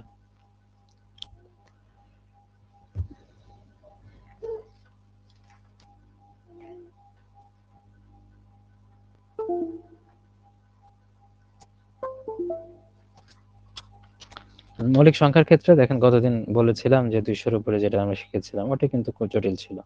এটা কিন্তু জটিল না। আমরা ওই যে সিস্টেমটা আমরা জানি, মৌলিক সংখ্যার যে সিস্টেমটা জানি, সেই সিস্টেম থেকেই কিন্তু এটা হয়ে যাচ্ছে। যে এই যে 44, 22, 322, 321 এগুলো 1 থেকে 100 পর্যন্ত। তাই এটা থেকে 1 থেকে 10-এর মধ্যে, 10 থেকে 20-এর মধ্যে, 20 থেকে 30, তারপরে 30 থেকে 40, 40 থেকে 50 এইভাবে কিন্তু আগায়। আমরা জানি এগুলোর মধ্যে কোনটা আছে সেটাও কিন্তু আমরা খুব ভালো করে জানি। দেখেন প্রথম যে আছে 47, মানে প্রথম কয়েকটা দিয়ে আমাদের চিন্তা করতে হচ্ছে না। 40 থেকে 50-এর মধ্যে 47 আছে, পরেরগুলো তো তার চেয়ে বড়। তারা 40 থেকে 50-এর মধ্যে তিনটে আছে এমনিতেই জানি, 41 আছে, 43 আছে, 47 আছে। হ্যাঁ, এটা কিন্তু আমরা এমনি পারি। তো কাছাকাছি আছে, এটা অ্যান্সার এমনি করা যাবে। বাদ বাকিগুলো কিন্তু অবশ্যই মৌলিক সংখ্যা না, ভাগ করা যাবে অন্য সংখ্যা দিয়ে। ফিঙ্গার হ্যান্ড, হাতে থাকে ফিঙ্গার, আর লিপ থাকে কোথায়? ডালে। ডালের ইংলিশ হচ্ছে টুইগ। ডালের ইংরেজি হচ্ছে টুইগ। কোন শব্দ যুগলটি ভিন্ন? ফলস, ট্রু এগুলো হচ্ছে বিপরীত, শার্প, ব্লান্ট বিপরীত, অ্যাবান্ডেন্স, স্কারসিটি বিপরীত শব্দ। অ্যাবান্ডেন্স মানে প্রাচুর্য, স্কারসিটি মানে হচ্ছে কি যেখানে প্রাচুর্যতা নাই, অভাব। আর লাভ, অ্যাফেকশন সেম জিনিস। সমুদ্র তীরে কোনটির প্রাচুর্য থাকে? নাইট্রোজেনের প্রাচুর্য থাকে। আমরা জানি বায়ুমণ্ডলে নাইট্রোজেনের পরিমাণ 78.02। যদি সমুদ্র তীরে বায়ু থাকে, প্রচুর বায়ু থাকে, তাহলে ডেফিনেটলি ওখানে নাইট্রোজেনের প্রাচুর্যতাই থাকবে। অক্সিজেন টোটালটাই কম, 20.71। তো এই তো টোটাল। এখানে কিন্তু দেখেন মানসিক দক্ষতা থেকে কিন্তু প্রশ্ন এগুলো এসেছিল। যদি সিলেবাসে বলে দেওয়া ছিল শুধু গণিত অংশ 20 থাকবে, কিন্তু গণিত থেকে 10টা দিয়েছে, মানসিক দক্ষতা থেকে কিন্তু 10টা দিয়েছে প্রশ্নটা। এটা একটা বিষয়। এই তো। আর এই কোর্সগুলোর ব্যাপারে তো আপনারা জানেনই, 12 কে এমসিকিউ, এটা আরএসআই পদ্ধতিতে, এটা আপনারাই আছেন। 4K ইম্পর্টেন্ট টপিক বেস, যারা না এটা নিতে পারেন। আর বিশেষ করে এটা নতুনদের সাজেস্ট করবেন, অ্যাডভান্স মেইন কোর্স যেটা আছে, এটা প্রত্যেক বছর 1 জানুয়ারি থেকে 31 ডিসেম্বর পর্যন্ত প্রত্যেক বছরই এটা চলবে। আর সামনে এই কোর্সগুলো আসবে, আমার চিন্তা ভাবনা আছে রিটার্নের ফাউন্ডেশন কোর্স আর ভাইবার কোর্স নিয়ে। ভাইবা এস প্রোগ্রাম বলা আছে। আসলে ভাইবার জন্য ভাইবা কঠিন কিছু না, ভাইবা শেখানোর কিছু না। একটা স্টুডেন্ট যখন প্রিলি রিটার্ন পাস হয়ে যায় সে সবই পারে তখন। এস প্রোগ্রাম বলতে ভাইবাটা যেন সহজে দিতে পারে, ভয়ভীতি ছাড়া সহজে যেন ভাইবাটা উতরাই আসতে পারে, এই জন্য এটাকে বলা হচ্ছে ভাইবা এস প্রোগ্রাম। তো এটাও আসবে এক সময়। ভাইবা নিয়ে আসলে পড়ানোর তেমন কিছু থাকে না, জিনিসগুলো কি কি পড়বে এই বিষয়গুলো খালি দেওয়া, আর কিভাবে অ্যান্সার গুলো করবে এই বিষয়গুলো নিয়ে আসবে হয়তো সামনে একটা প্রোগ্রাম, এস প্রোগ্রাম আর কি। ভাইবা ভীতিটা যেন কাজ না করে, কি কি পড়বে এই জিনিসটা যেন গুছাই দেওয়া যায় খুব দ্রুততম সময়ে, এগুলো নিয়ে আসবে হয়তো। এই তো এই বিষয়গুলো ছিল। আহ, আপনারা ক্লাসে জয়েন নাই, আহ, একজন বলেছে ক্লাসে জয়েন করতে পারছে না, কোনো একটা সমস্যা হয়েছে ডেফিনেটলি, যার কারণে পারে নাই। যাই হোক, আমি ক্লাসটা কন্টিনিউ করতে পেরেছি, ফেসবুকে লাইভও হয়েছে, ওইগুলো আপনারা ক্লাসগুলো করতে পেরেছেন যারা লাইভ থেকে দেখেছেন। আগামী ক্লাসে দেখা হচ্ছে, ভালো থাকবেন সবাই, খুদা হাফেজ, আসসালামু আলাইকুম।